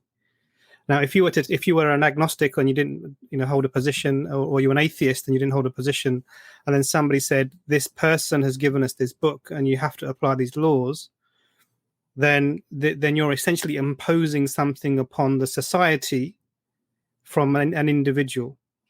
Okay, now that would be inherently unjust. It's particularly if it's a human being that you're bringing. Not everybody agrees with the laws that we are living under now. No, but so it has somehow been imposed. There's a difference. There's a difference from above. And the difference is it's not an individual who's bringing those laws and applying them on society. Oh, yes. People can be persuaded. No. It's not an individual who's bringing the laws in the society and applying them to the society.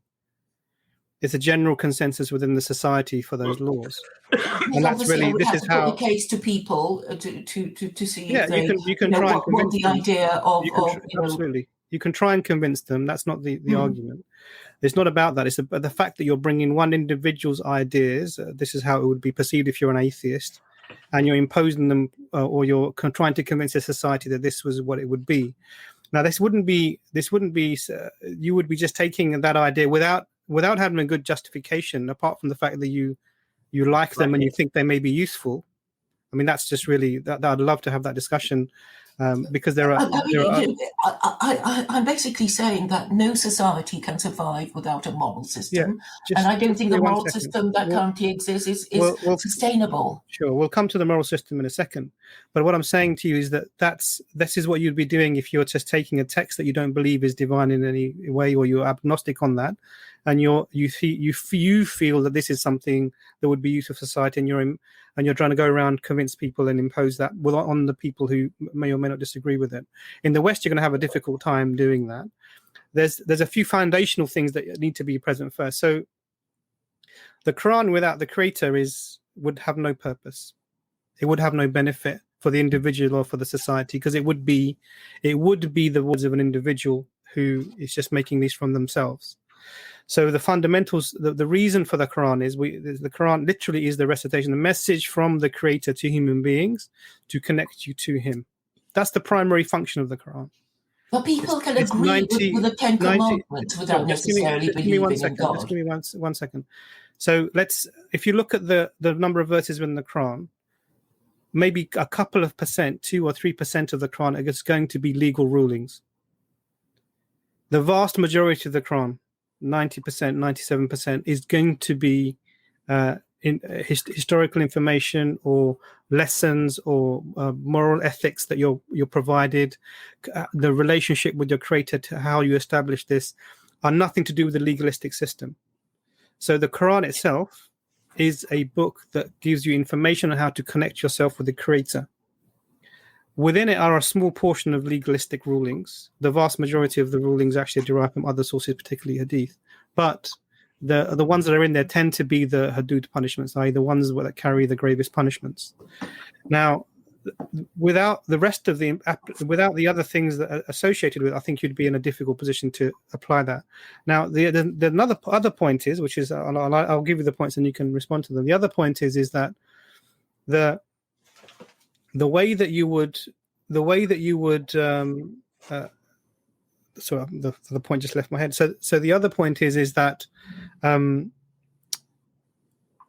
oh gosh, it just left my mind. I'll come back to that in a moment. So just the fact that you're taking a book that's designed to connect you to the creator and you're using it in a way that it's not meant to do.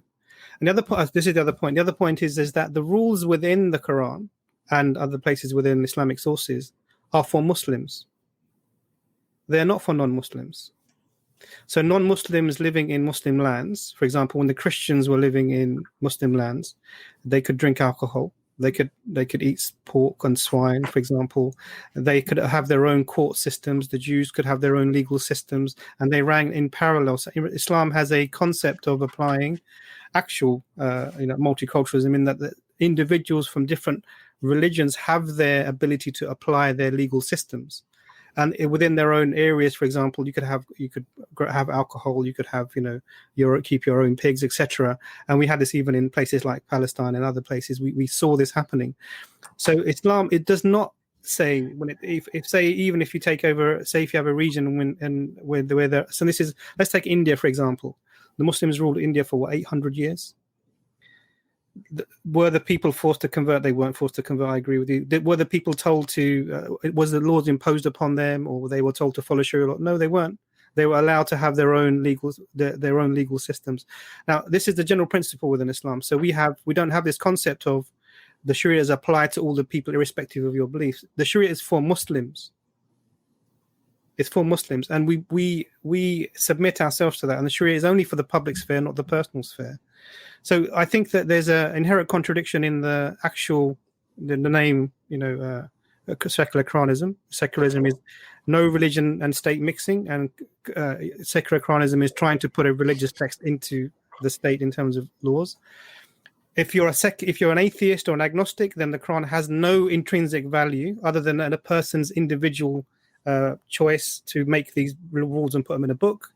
And so then you have to justify why you think that's a good reason. And I really haven't had that.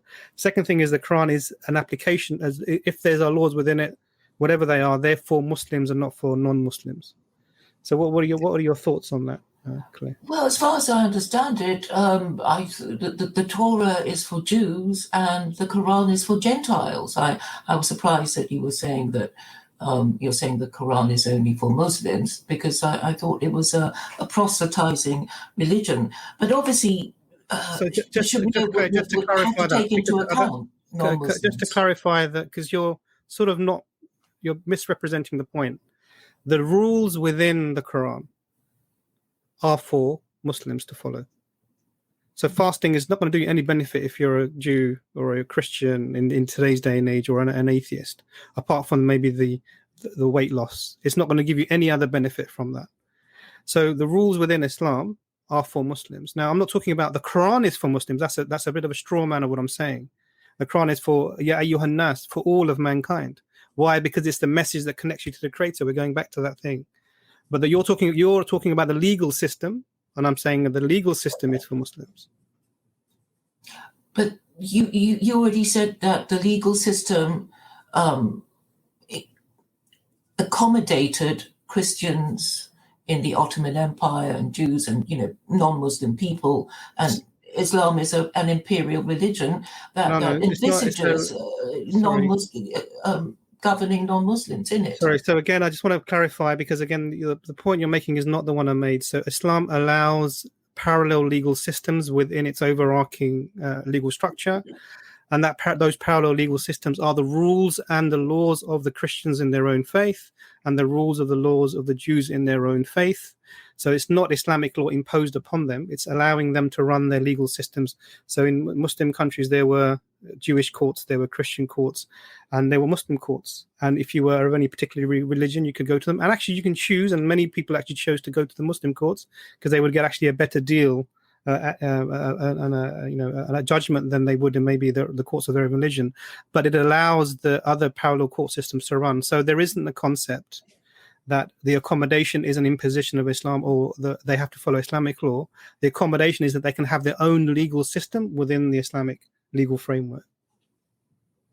Yes, I mean, I would say secular Quranism is for all, and the idea is that, say, India, if they were to adopt it, they would keep the best of their Hindu traditions and get rid of the ones that were considered un-Islamic. And the same for China too, which actually lacks a religion at all. So, I'm also thinking. Sure. So this idea that you can get people to get rid of parts of their laws because you don't like them, they're not Islamic, if they're not Muslims, is not something that comes from Islamic law. I realize that, but I think so then what you're doing then, Claire, if you realize that, sorry, just to make the point, then if you realize that, then what you're doing is you're then not actually applying Quran or Quranism, you're actually applying Clarism. Well, it would be my interpretation, but what I'm saying is that for countries like Israel, I think, well, of all the countries in the world, it should be a theocracy, but it's not. And I think that is, the cause of its difficult relations with its Muslim neighbors. And because, the idea is that, in Rome, do as the Romans do, in the Middle East, follow Sharia, and Israel is the opposite of that. It's a liberal democracy. It's globo homo, and obviously, it does annoy a lot of people who think, well, if Jews think they are God's chosen people, they have to uphold higher standards and that sort of thing, and they're obviously not. And it seems they're no longer capable of doing that. But if the Jews were to repent and have some kind of theocracy, I think secular Quranism would be for them. And they can interpret it themselves, because you have to kind of allow them some control of it, or they'll just reject it. And if they were to adopt it, I think maybe the rest of the world might try. I think you guys should support me. I don't know why you're not. Can I have a thought experiment with you? So let's imagine you get a control of a country like Hitler did in like Nazi Germany, and you had that power. What would you do with Clarism? Secular Quranism with Nazis? It's not secular. No. It's not secular Quranism. It's Clarism. It's not secular Quranism. It's Clarism. So with Clarism, what would Clarism do to a country like you had control of Germany like Hitler did? What would you do? Well, I think Hitler should have converted his people to Islam, because he wanted to ban usury, and the stock market, which he thought was an international casino. But in the end, because of his imperial wars, which were un-Islamic, he got sucked into an imperial war that ended in defeat and disaster for Germany. What he did was wrong. Yeah. So implementing his book. Britain also, but Britain declared war on Germany because of the imperial rivalry between the two nations. So, which is also un-Islamic, because Islam only allows for defensive wars, and you can say you keep talking about Islam. You're not a Muslim. And what I know, but I know what the principles are in the Quran. No, but you're not teaching that. Are you a Muslim, Claire? No. Why not? Because it would help me sell secular Quranism if I were not Muslim. Why are you a Muslim? Because I'm more focused on selling secular Quranism, and if I were Muslim, I would be just another. So why Muslim should Hitler convert everyone to Islam? Why should Hitler on Islamophobes? So why should Hitler convert everyone to Islam? If you who's in the position of Hitler that I've given you in Clarism, you wouldn't convert to Islam. Well, I've told you my reason. I'm not dictator of any country. I can't impose anything. No, give me that position though. I want to understand how secular Clarism works. So you have this position now where you're in Hitler's position. You've overtaken the country. You've overtaken the Reich. You're in charge now. What do you do to the people with Clarism? Well, obviously, if I were dictator of any country, I would want people to be happy with my dictatorship, and I would impose secular Quranism, but in a kind and gentle way through the support of mainstream media. What are the basic tenets of Clarism? But you know what, Hamza, Claire, you know what? That sounds like extremism, because most Muslims, I'm talking the vast majority of Muslims, vast majority of scholars in Islam, would actually say to force or to make it incumbent upon a non-Muslim population is against the Sharia. So, you know, when you talk about secularism, you're actually not secular or relaxing or easing or all-inclusive. In fact, you're and with all due respect, you would be the definition of somebody who's an extremist, because you would force your beliefs upon another people. And this is very interesting, because you're apparently, I mean, you're not a Muslim, but you're talking about enforcing Islam onto people, which we would disregard. We would regard that as an extremist ideology and outside of the fold of has Islam. Ideas and you're supposed to be the secularist, and we're supposed to be the Muslim. I mean, this is a bit confusing, to be honest. But you know, hear me out. Anybody who's, let's say, a communist or whatever, you know, will know that their idea will receive opposition to people who disagree with them.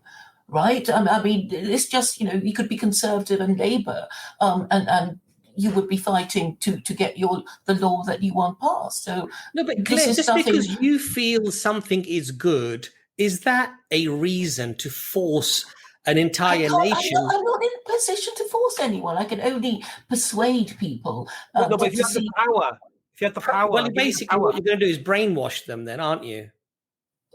A lot of people are brainwashed now.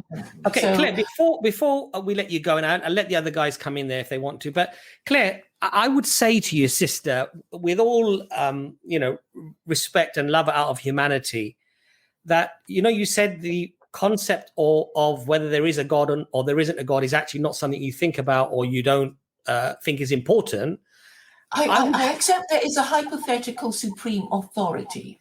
Right. But I would humbly say, Claire, that is the very, and as Imran has stated, for us, what makes the Quran is not because it's a book with good ideas. What makes the Quran for us is that these are the literal words spoken by God, conveyed by God as a guidance, as a mercy to the whole of creation. And those words it is the best available guide to humanity. Sorry? And that it is the best available guide to humanity. Right. So I've been having conversations with Islamophobes. I asked them if they could find a better guide, and they couldn't find a better guide. Right. Claire, what makes that an objective opinion for us, the guidance, is because it is from God.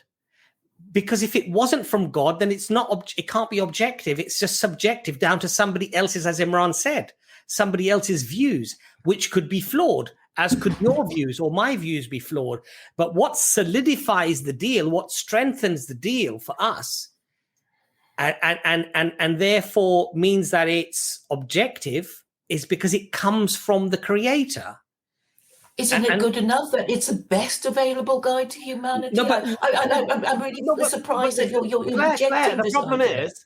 The problem is you cherry pick it. I haven't cherry picked it. You don't even know how I'm going to interpret any of the verses. We're not even going there because you're kicking me out already. Claire, all you've done is cherry pick the laws. I haven't anything. So I've got a beautiful suggestion, Claire. I've got a beautiful suggestion for you.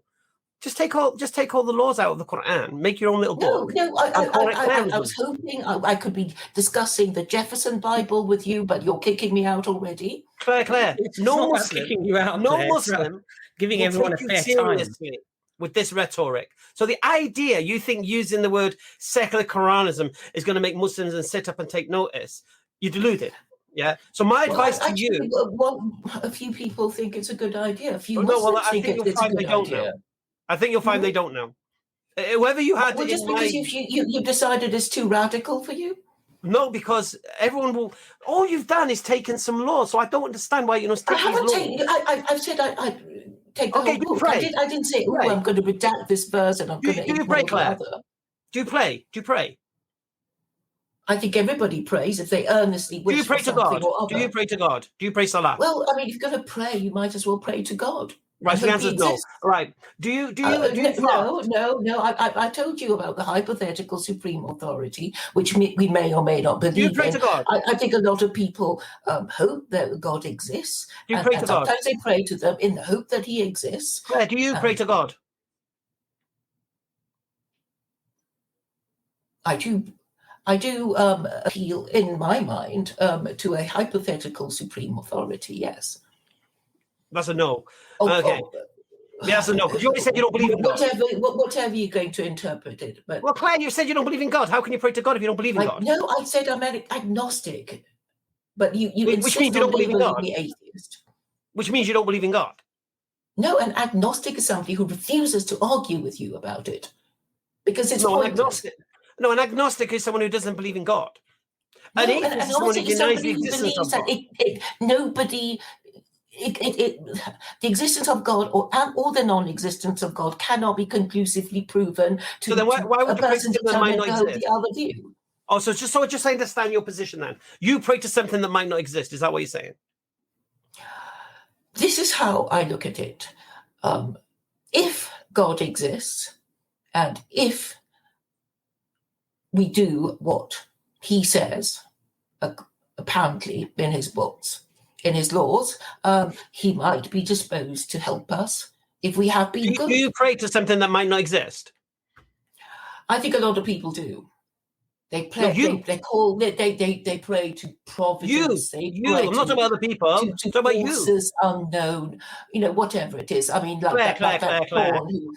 That ain't gonna wash here. That ain't gonna wash here. Do you pray to something that might not exist? Do you pray to something that might not exist? Yes, of course. A lot of people do. I mean, people don't know for sure that God exists. People don't know for sure. They pray that God exists and might be disposed to help them. Do you get down on your knees and pray to something that might not exist? No, that's all I'm asking. No. I know you don't do that. I don't That's why you say no in the first place. You guys do. No. Do you fast? In the month of Ramadan? Fast. Do you fast in the month of Ramadan? I fasted for Yom Kippur a few years ago. Do you fast in the month of Ramadan? No, I don't. Do you believe in angels? No. Do you believe in hellfire? No. Do you believe in paradise? I can't. This is all connected. No, I can't be sure. You see. The thing is, I can't be sure. All I can believe is that maybe, our reputations after we are dead may go up or go down according to. Here's why I think you want to do this thing for Islam. You want to do this thing for Islam. You keep saying, I'm doing this, and I hope more people will see Islam is good because of the Quran. And here's what I'd like you to do, honestly, because I think most of the Quran you reject. Majority of it. You don't even know which bits. I've never said I would reject any verse of the Quran. Well, we know. Every single chapter of the Quran talks about heaven, hellfire, paradise. Okay. Let's be clear about this. I was talking about the Jefferson Bible, which is basically secular Quranism. I'm not really concerned about Jefferson's Bible. You don't know about the Jefferson Bible. Claire, I'm concerned about you. And here's what brilliant. I'm going to give you a solution to your problem. That I explained to you the Jefferson Bible, Claire, and I can do it quite quickly, but it seems you don't want to hear it. No, what I think would be brilliant. Honestly, and the best thing you can do for Islam is this. Best thing. You're listening? Right. Take all the beautiful teachings you love from the Quran, all the laws about interest and the idea of fornication and all this kind of stuff. Take it all out, build it into a book called Clairism, right? And then when people see these fantastic teachings of Clairism and they ask you, wow, Claire, where do you get all these ideas from? Then you point them towards the Quran. There's no need to do it because they already know. People already know what they've done. That's the best thing you can do. Well, I've actually said secular Quranism excludes the promises and threats of God and the narratives. No. I don't know why you're trying to use the Quran cheat Muslims into thinking you think it won't Islam is cheat true. Muslims into anything. Muslims will get their Sharia in the West sooner rather than Hamza, later. we need to get another What are you guest. talking about, Claire? Yeah. Claire, sister, thanks for coming on. Thank you for coming on and defending Clairism. I look forward to reading your book. Take care. Claire, just one quick thing before you go, Claire, because we have got other guests waiting, and I'd like to give them a chance as well. You clearly believe that these teachings are, incredibly powerful, and that they would actually sort out much of the problems in the world today. Mm-hmm. Can I ask you, do you think it's reasonable to believe that these teachings that you find so profound and a solution to so many of the problems in the world today could have been written by just a ordinary man, a shepherd, in the 7th century? Or do you feel that perhaps these teachings would be so profound that they would not only last the 14 centuries, but we would be just as capable, if not more so, at solving all the problems that we had today, that they must have come from something far higher or superior to the capacity of an illiterate shepherd in the 7th century? What would your view to that be? There's a possibility that the Quran could have been written by a committee of learned men. And I also know that Muhammad had a poet assassinated. So maybe, it's a possibility that that poet he had assassinated wrote the Quran and was going to rat on him. And when did you have this poet assassinated? Thank you for coming on. We need to move on to another guest, really, because when did you have this poet assassinated? Sorry? When did you have this poet assassinated? I don't know. I don't know the details of the story. But again, you're bringing second-hand information you know nothing about. Again, second-hand information you know nothing about. You hear things in the wind and you bring it as if it's true. But there was a poet who was assassinated. Take care, Claire. What's to do with what we're talking about, Claire? Honestly, nothing. Bye-bye, Claire. Wow, Clairism. Welcome. You heard it here first, Clairism. I want to see the book of Claire. Because honestly, I truly believe if she comes with a book with all the beautiful guidance from the Quran, and people look at this book of Claire and are astounded by the information, and they find out it came from the Quran, subhanAllah, that'll do more for Islam than secular Quranism. Imran, do you want to just have any closing statements on that section? There were a few terms that were being used there, like imperialism and imposed Sharia in the West, and these sorts of things. That this is not a Muslim. Our position, no Muslim position, wants to. Islamically, we don't impose Sharia on people who aren't Muslims. So it's just very clear. And then the Quran, in the first verse of the, or the second verse of the second chapter, it clearly states that this is a book. This is the book. There is no doubt about it. A guide for those who are mindful of God, who believe in the unseen and establish prayer and donate from what we have provided for them, and who believe in what was revealed to you, O Prophet, and what was revealed before you, and have sure faith in their hereafter. It is they who are truly guided by the Lord, and it is they who will be successful. And this is really in a nutshell, the book. Now, the first chapter of the Quran talks about what it's for. It's to establish a relationship, the Surah Fatiha, a relationship between the Creator and the creation, and the fact that thee alone we worship and thee alone we ask for help. Iyaka na'budu wa iyaka nasta'in. And this forms the foundation of what the Quran is really about, and it's establishing that relationship.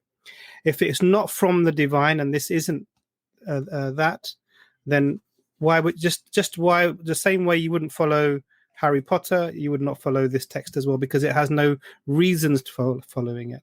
The fact that we can establish that this is from the Creator is one of the reasons why we would follow this book. SubhanAllah. So, and we're not trying to impose anything on anyone. No, of course not. Right, so we're going to get insinuated at the end. Sorry, she said maybe a poet wrote the Quran and then Muhammad had him assassinated, so he could claim. What is this? So I mean, imagine this. So she admits that an individual couldn't have written the book because there was a committee of people, which is great to admit. So it's one beyond the capability of one individual. But then you say you had one poet assassinated. Why not assassinate the committee? So we would want to see evidence of a committee being assassinated to hide the origins of the Quran, and there's nothing like that. So it's just these are just arguments that people have made without knowledge about to discredit the Prophet, Muhammad, peace be upon him. Exactly. And then she got these snidey little things going on in Pakistan, acting like as if. Yeah. No, but this Asia sister and that. So in Pakistan, just to clarify for the people, there has never been anybody who has been put to death by the courts for blasphemy vigilante action by crowds and people is something that's not sanctioned by the law within Pakistan, and vigilantism happens, everywhere. So it's just a slur upon countries that are Muslim in origin. Exactly. I mean, you get people killed in India just because they're suspected of carrying beef. So, I mean, we're not going to say all Hindus believe that you should kill people who eat beef. This is often a small minority or a significant minority of people who go away from their faith. And we wouldn't, as Muslims, start claiming that they're all like that. I mean, that's not the way to be. Okay, we're going to bring Andy on because Andy was sorting out his hair and getting ready for the... He's looking good, man. He's looking good, man. So, we thought if he's made that much effort to get on the stream... Looking comfortable. Hi, Andy. Assalamu alaikum. Walaikum salam. Are you a Muslim, bro? Thank you for having me. Actually, I'm not sure if this is the right channel or the right stream for my idea. I was thinking about the free will and the faith from the Muslim point of view, and I know that you guys talked about it. So Andy, wrong stream. Wrong stream, bro. Andy, it's the wrong stream. Andy, is that your real name, Andy? No. It's coming actually from Android.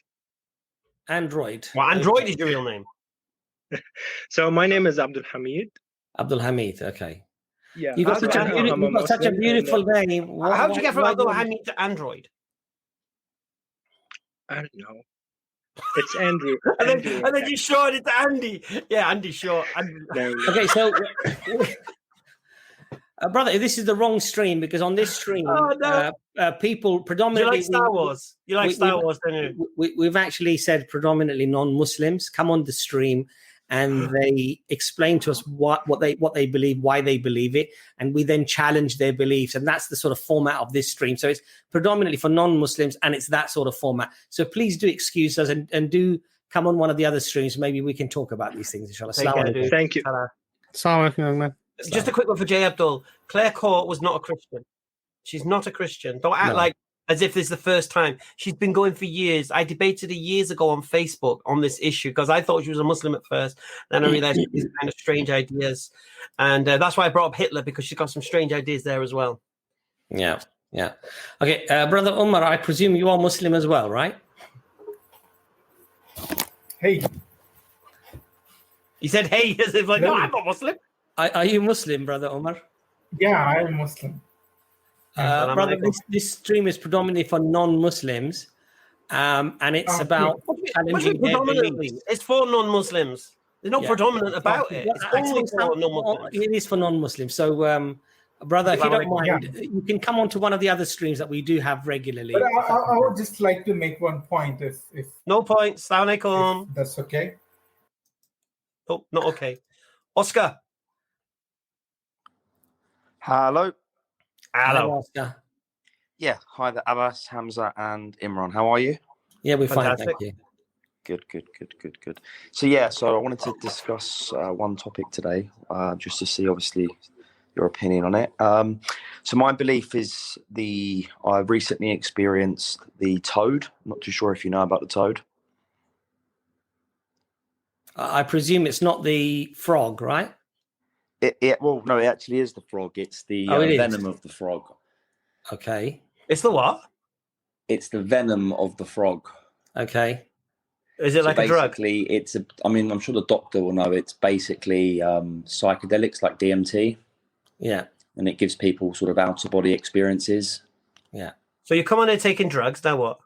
No. This was a couple of years ago. But the point is I know that a lot of Tony Robbins, for instance, Sorry? No, we're listening.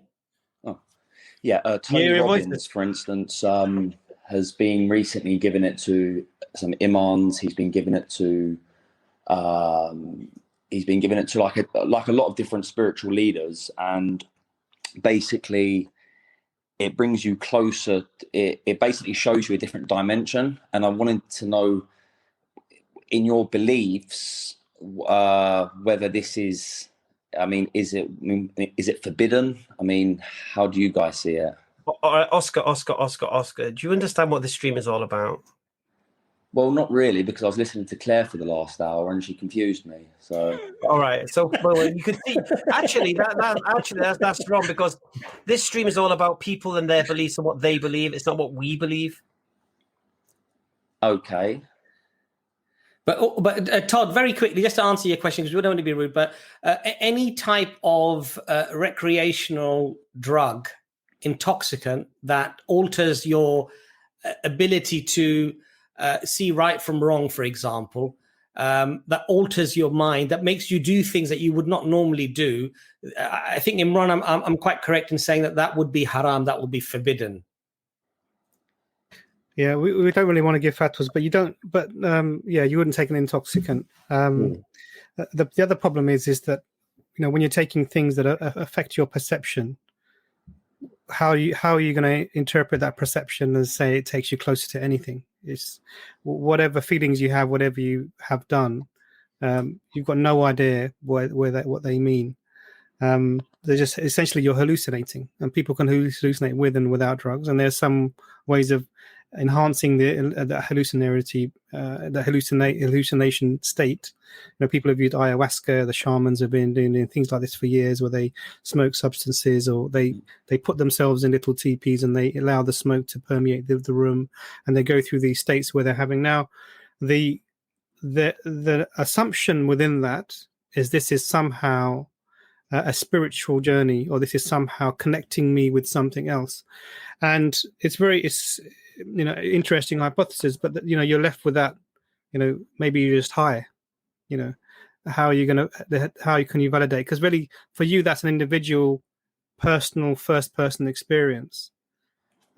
To build anything from that, you can't do for anyone else apart from yourself. Even if someone else tries to describe to you what they felt, you're just only hearing the words and trying to equate it with your own experience. There's no way of establishing that as a form of evidence. So we wouldn't, I mean, Islamically, we don't take intoxicants, but that's not really the issue. What do you think? What do you think that this tells you? What do you believe in terms of what is your belief about the God creator, why we here, and spirituality? What is your beliefs? Because telling me that you take psychedelics, it doesn't. Yeah, no, that sounded a little bit. That sounded. Yeah, I'm not some sort of druggie. I mean, I don't even drink alcohol or Coca-Cola for that matter. No, it was just it was just a situation where, like, it literally. I mean, I went to the center of the universe, and my soul left my body. Now, I know that sounds a bit crazy, but that's what basically happened. And so what you're saying, sorry, Toad, sorry, Oscar, because what you're saying is that's how it felt to you. That's how you perceived it to be. Now, what that means is that your mind was affected by the DMT or whatever was within this drug that made you have this experience, and this is what you saw. Now, there's a difference between taking something that affects your mind and you have this experience to saying then this is the reality of the situation. You understand? Yeah. Just like, for example, if someone smokes some marijuana and they find that, you know, everything is happening really slowly, that's just their experience because the drug has affected their perception of time. Can I understand this journey to the center of the universe? Sorry. Tell me the story. So basically, took me to the center of the universe. No. Come on, man. You're in your room. You're outside. Where are we? Where are we going from here? Oh no, I flew to Peru to do it. You flew to Peru? Yeah. So you fly to Peru. I'm assuming you flew to Lima. You get off the plane. You go to a hotel? I go to an hotel. Then I get on a bus. It takes me to like a camp thing. So you go to a camp? Yep. And what did you smoke? Well, the toad is what I'm basically. Oh, okay. So just so I understand. All right. So we're back to where the doctor is. So you took some drugs, psychedelic drugs, and they give you a trip. Now, I'll give you an example, right? Before I was Muslim, long before I was Muslim, I took magic mushrooms, man. Right. And I went to McDonald's, and it was like I was on a ship. It was like, felt like I was on a ship, yeah. And then when I was walking back home, it looked like there was like tree men in the trees looking at me as I'm walking past. Yeah, and then when I got home and I got in my bed and I used to look at my window, it was like my house was flying, right? And I don't know if you remember, I don't know how old you are. Anyone old enough at my age, there's a cartoon called The Get Along Gang. Get up with the get along gang. Anyway, so it was a cartoon from my childhood, right? And the house looked like it was flying. It was making this noise, whoosh, and then out of the window, I could see the get along gang all waving at me. So just to give you an example of one of my trips. No, I know, but with this, it was a little bit different. You thought that wasn't real? No. To be honest with you, I'm pretty sure psychedelics work in the same way, that they affect the brain, and they'll take things that you've experienced and may have watched or read or whatever, and they'll. I mean, another time I was sat in a pub, and everyone was like this, looking at me. Everywhere I looked was like that, looking at me. With this, with the message that I got doing this, it made me believe that there is a God. So now my mindset is to try and find obvious, because it completely kills the ego. So the ego that we all have, that completely went, and I literally felt like nothing. The only thing that I felt, I didn't see God or anything, but I was told that everything's going to be all right, and there is a God, and there is free will, and there's all this stuff. So now I just have to just try and sort of, move it to sort of what's the truth, because I did get a message. It sounds a bit crazy. But bro, I had a dragon chasing me. Does that mean I believe in dragons? Maybe we need to start carrying toads to Speaker's Corner. No, but I'm just saying, Oscar. I had a dragon chasing me. That doesn't mean dragons exist. I mean, I know it sounds crazy, but yeah. Oscar, email us and we'll send you a copy of the Quran. Since you already believe in God, let's not try to analyze too much how your journey got there in terms of how you actually got to that point. But okay, let's say you do believe in some higher being, creator, God of some sort. Contact us via email. We will try to forward you. We will, inshallah, we'll forward you a Quran, and we'll continue this conversation and answer any questions that you might have. Is that much appreciated? Yeah, of course, much appreciated, guys. Thanks for coming on. Keep up the good work. The email address is on the screen. The email address is on the screen, so you can get that email address. Do contact us, and we'll send you some details out. My advice to you, though, stay away from psychedelics. Yeah, and try to create a intellectual connection to your emotional experience. So you had this experience, you got this feeling there's a God. Now follow it to its logical conclusion.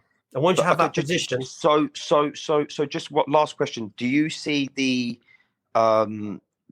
people that do it? Do you see them as is it like black magic then? Like you shouldn't do it, basically? Is that what you're saying? Like, no, it's just drugs.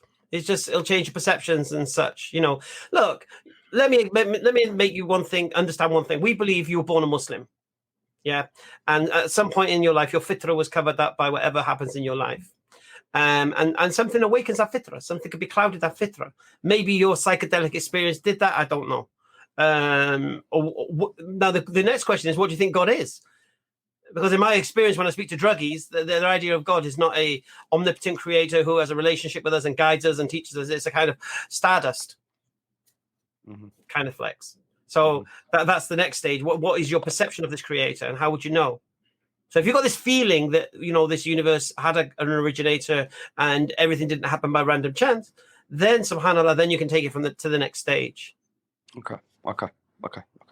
Yeah, makes sense. The other thing, Oscar, is this, that, people have reported the same thing when they've taken LSD, that they said that they were in the presence of God, or they felt that, they were in front of God, or they felt that God existed.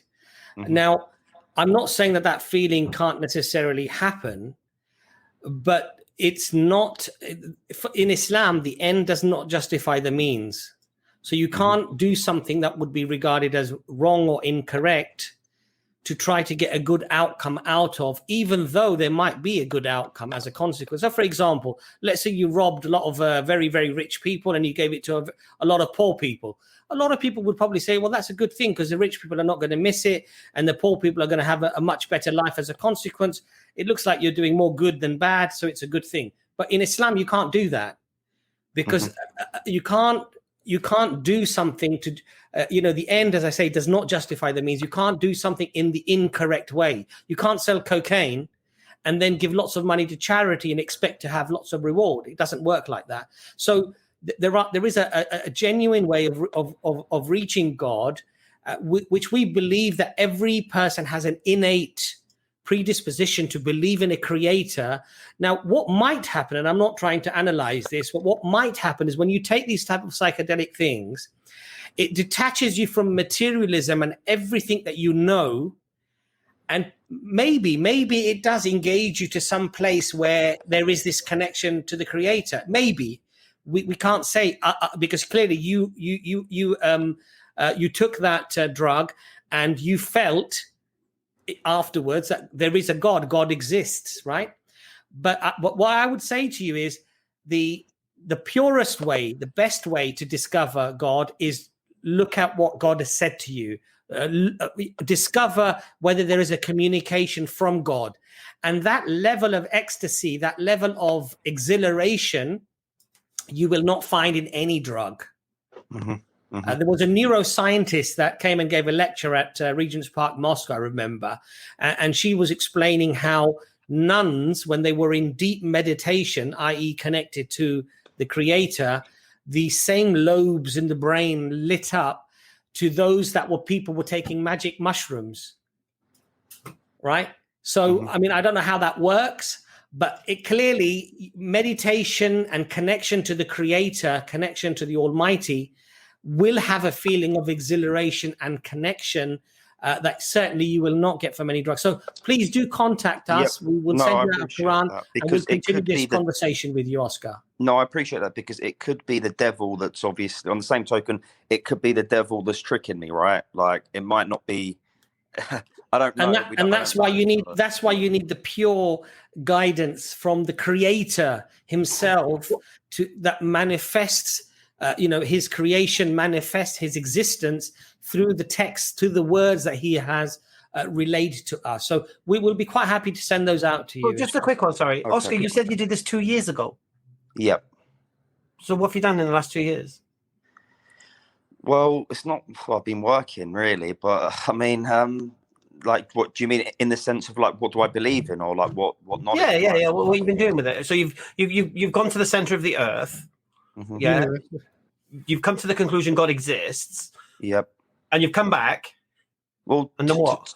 Well, to be honest with you, for the last 4 months, I've been sort of, watching quite a lot of your videos, and trying to learn.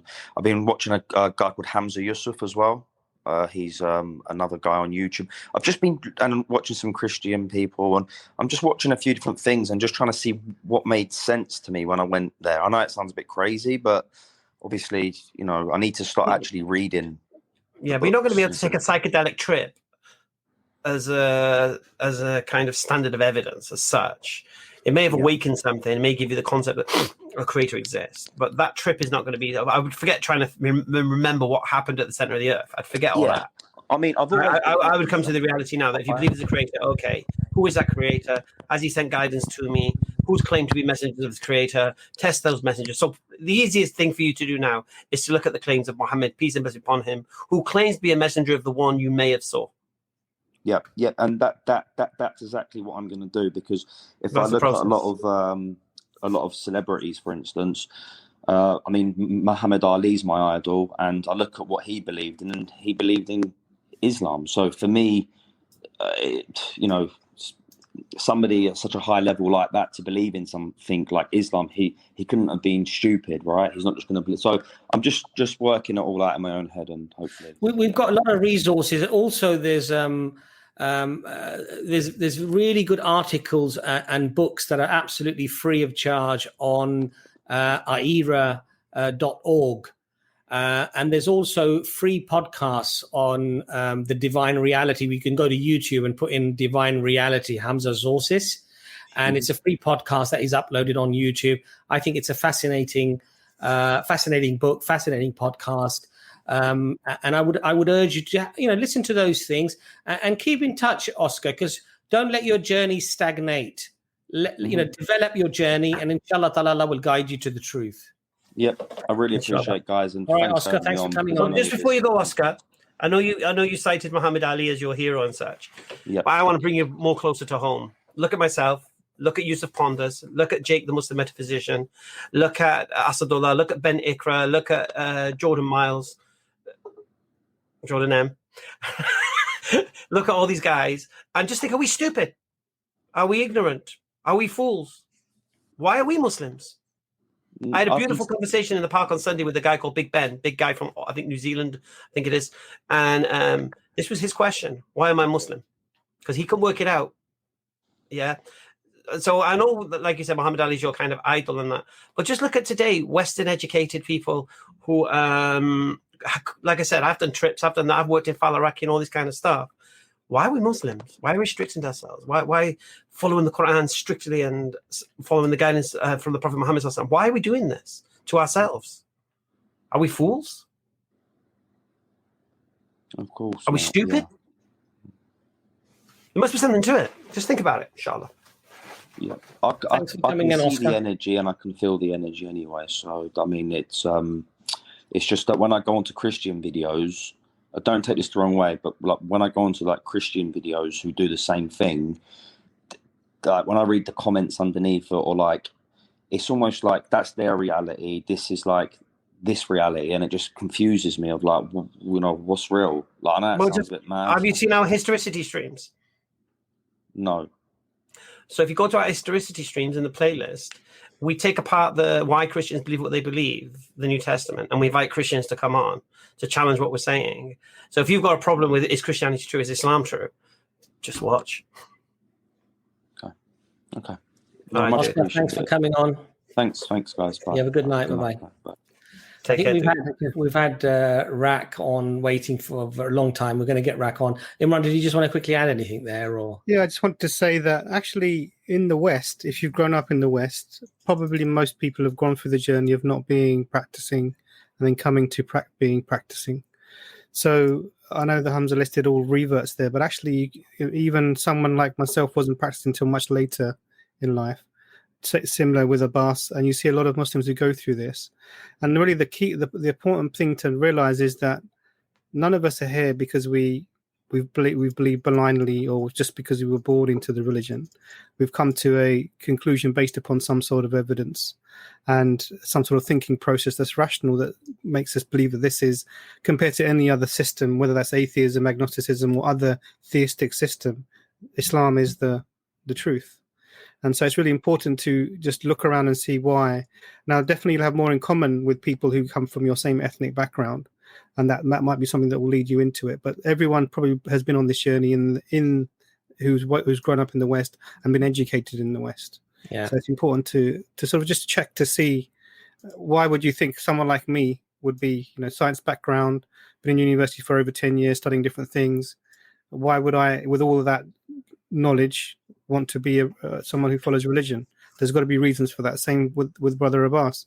Same with everyone really you'd come across. Now there are lots of people that don't do that journey, but you'll find the vast majority might do, inshallah. So we'll try to get through some of the guests quickly now because we're coming to the end of the stream. But Rak's been waiting a long time. Rak, welcome to the stream. Hello guys, can you hear me? Yes, we can. Okay, actually, I have one question. Actually, the question is not from my side. I'm working in a company. My friend is always asking. Brother, we can't hear you. Could you possibly just speak a little bit louder into the microphone because we can't clearly hear you? Can you hear me now? Can you hear me now? Better, yeah. Yes. Okay. I was just saying, there is my friend. He's a Christian. We are working in the same company. He is like asking me the same question again and again. The question, I'm like sometimes debating him regarding Brother Rak. Sorry to interrupt you, Brother Rak. We have a very good stream directly for that topic, which is called the Dawah Clinic. Okay. The Dawah Clinic. So what we'll do, I'll inshallah remember your name. If you come onto the Dawah Clinic, I'll try to make sure that you're one of the first people that come on and we can inshallah address this question. Because this particular stream, brother, is for non-Muslims to come on and give us what they believe, and then we challenge their belief. The question is from the non-Muslim. I understand. It doesn't work that way. I understand that, brother, but this is not the stream for that. If you don't mind, I'm sorry you've been waiting a long time, but if you want to, brother, I'll tell you what. If you email us, okay. I will look out for your email, and if you put Rak, spoke to you on the stream, I will try to, inshallah, address your question, and I'll give you my private number. You can call me. We can speak about it, inshallah. Yeah, that's fine. But actually, I was waiting since 3 hours. I wasted my whole Rack. Listen. Yeah. You've not been waiting 3 hours. We've only been online over 2 hours. Okay. When I started the stream, this is a stream for us to question what you believe. So even if your non-Muslim friend was here, he wouldn't get to ask his question because it isn't that stream. You need to come to the correct streams. Yeah. So next week is Dawah Clinic. Is that what you just said, Abbas? I'm not sure if it's next week, but I think it is next week. Yeah, next week. Next Thursday is Dawah Clinic. On that, you can come on and ask your questions. But Brother Barak, if you want to come on before, if you want to discuss it before that, we've got the email address. I don't normally engage with people privately because we get so many messages. But because you've waited such a long time, I'll message you privately. We can maybe talk, and I'll try to help you if I can. Is that okay? I think I will come on Dawah Clinic if you remember my name. If that's well, you can't. Oh yeah, you can come on Dawah Clinic. Yeah, that's fine. Okay, Brother Barak. Assalamu alaikum. Thanks for coming on. Sorry about that. All right, Muslims, please, you're not gonna get on. No matter if you come in the name of Bob, you're not gonna get on. So understand. Paul B, welcome to the stream. Paul B, your mic is muted. You just need to unmute your mic, Paul. Paul, your mic is still muted. Okay, try to sort that out. We'll see if we can get you back on again. Peter Ford, welcome to the stream. Hello. Hi there. Can you hear me? Yes, we can. So yes, I have a question. Why are the cattle? The Quran mentions that the cattle are astray. Why are they considered astray? What are you talking about, Peter? Well, there's a sentence in the Quran that says that the unbelievers are like cattle astray. Peter. Why are the cattle? Yes? Peter. This is not a stream for you to ask us questions. This is a stream for you because I want to offer my own beliefs on it. Yeah, so it's here for us to question you on what you believe. So what do you believe and why? Well, my belief about the verse is that perhaps they are considered astray because they are domesticated and are thus not worried about your belief about the verse. What do you believe? What's your religion? Are you Christian, atheist, agnostic? What are you? Just stay with me. Peter, I've taken you off the stream because we have a limited amount of time and we have a lot of people waiting, and it would not be fair if we take... So can we just please clarify, non-Muslims only, you tell us what you believe, and we will question you, and why, of course, and we will question you why you believe what you believe. This is the way that this particular stream works. We do have different streams for different topics, and because there are so many people waiting, it would be unfair to start taking questions and move away from the core subject matter of the stream. So please be respectful of that if you don't mind. Okay. Chems, welcome to the stream. Chems? Chems or Chems? Chems. Okay. Ray? Ray? Oh, 1 second. Yeah. But Ray's a Muslim. Is it? Yeah. Ray, are you Muslim? Ray, are you Muslim? Yes, I'm Muslim. Salute. Okay. Oh God. Malawi. Are you Muslim, Malawi? Okay. Faithful servant. Oh no, John. Hi. Oh, you let him in. How'd you let John through? Oh no. It's like, why's my webcam? How are you? Oh no, not the racist. Yeah, we're fine. Faithful servant. What do you believe? Why do you believe it? I'm not a racist. I don't hate anyone because of their race. No, I know. You just can't marry them. Yeah. So, one of the things I wanted to bring up is that, well, because I know this is the perfect storm. So, in fact, I just caught this live right now, so I was like, might as well just join. But So what I believe is that faithful servant, because your internet connection is cutting in and out. So, if you could quickly give us the what you believe, why you believe it. All right. It might be because I have a VPN on. Okay. Is it because you don't want us to track you? All right, he's frozen. Let's see. We've got Paul B's back. Paul B's back. Paul B, welcome to the stream. Paul B. You're muted. Okay. Malawi.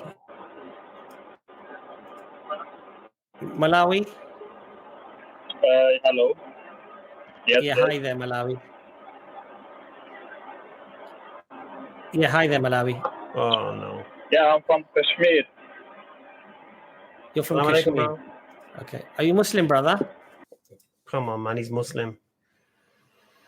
Let me just quickly, I mean, he's rang in from Kashmir. Let me just have a quick 10 second. Brother, Malawi, are you Muslim, brother?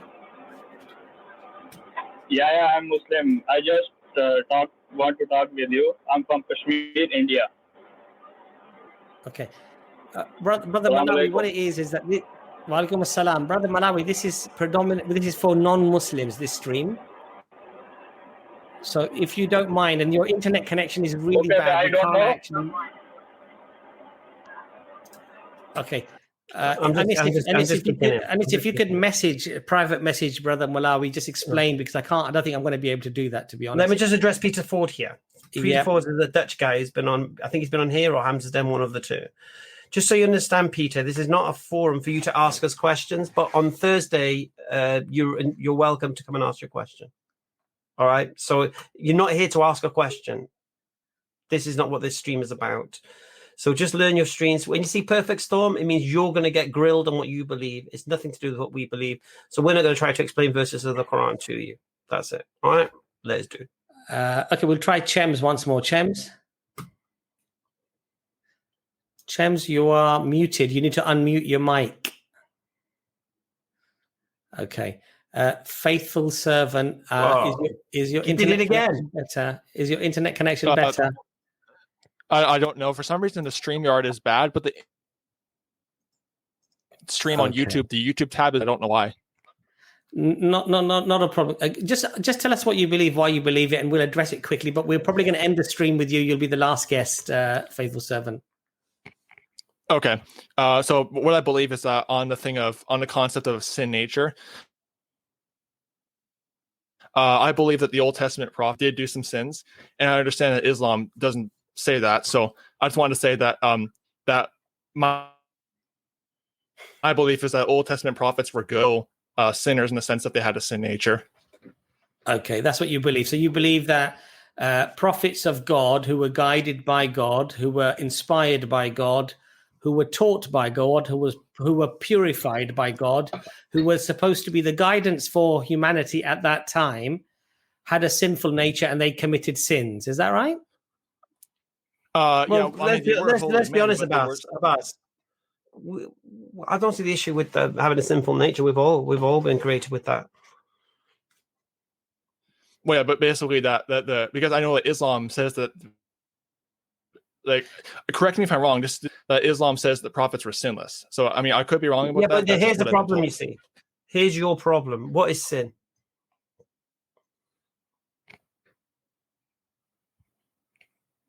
Hello, what is sin, John? Well, I think this is not going to work. I think we've tried enough. We're really sorry, but it's not going to work. One last try, because the last one didn't clearly work. Plato's. He's a Muslim. Is he? Salutations. I'm not a Muslim. No. Is he not? Look at his name on YouTube. Click the three little buttons. His name. What is it? What's his name? Well, it ends in Saeed. Okay. I think we will, on that note, probably end the stream. It's sorry about that, but we had the last few people that came on that clearly had bad connections or bad intentions. Brother Hamza, do you want to add anything before we go? Yeah, I just want to respond to what John was saying about the prophet sinning. What is sinning? If you want to say the prophet sinned, what did they do that disobeyed God? Tell me. That's what sin is, going against the teachings of God. So what did they do? That's and Imran, Brother Imran. Just to sort of re-emphasize, we don't believe in a fallen nature of man. Human beings are exactly as God created us to be. and we don't have the ability to change our nature. So doing good doesn't make us a permanently good nature, and doing bad doesn't make us a permanently bad nature. We are exactly as we're meant to be, with the ability to make choices, and that's where we sin or not sin. But in Islam, we can repent. In Christianity, someone has to die.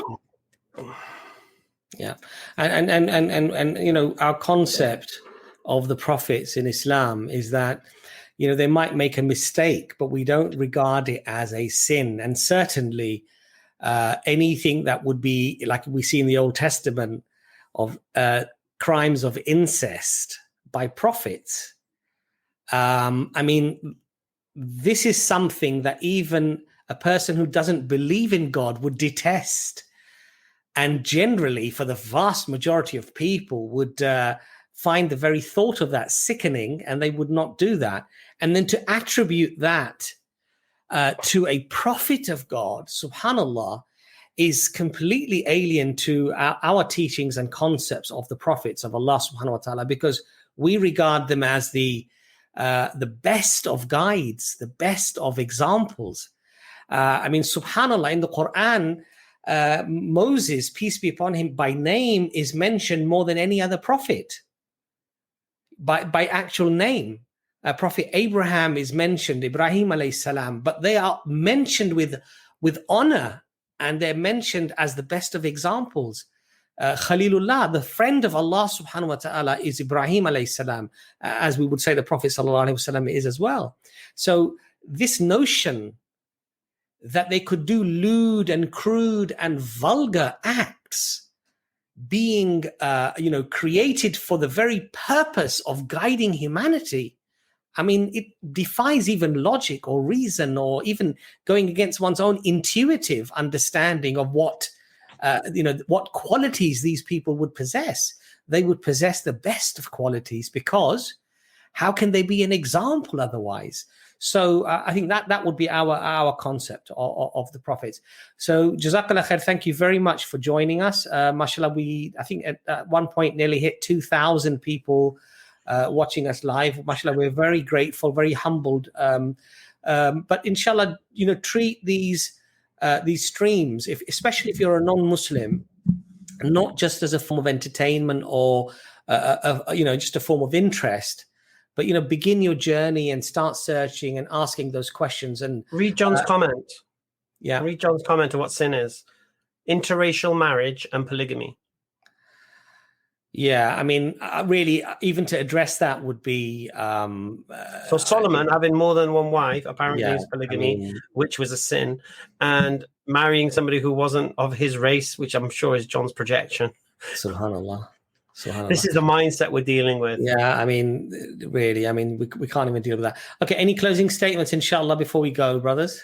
Yes, please, Claire, please don't call I'm going to call it nonsense, secular Quranism. Please call it Clairism, because that's exactly what it is. It's Claire's understanding of what she's read in the Quran, and she's cherry-picked everything that she thinks is good for man and would benefit society. Put it all in a book, let the people see, and make sure you give credit to the Quran as the source of your profound guidance. Yeah. And Hamza, isn't it interesting, and Imran, that somebody who's not a Muslim and doesn't even necessarily say that they assert that they actually do have this strong faith or belief in a creator or God, yet they can see the profound teachings within Islam that they themselves, and she's a clever woman. Claire is quite an intellectual. She's quite clever, well-read. You could tell she's cultured, okay?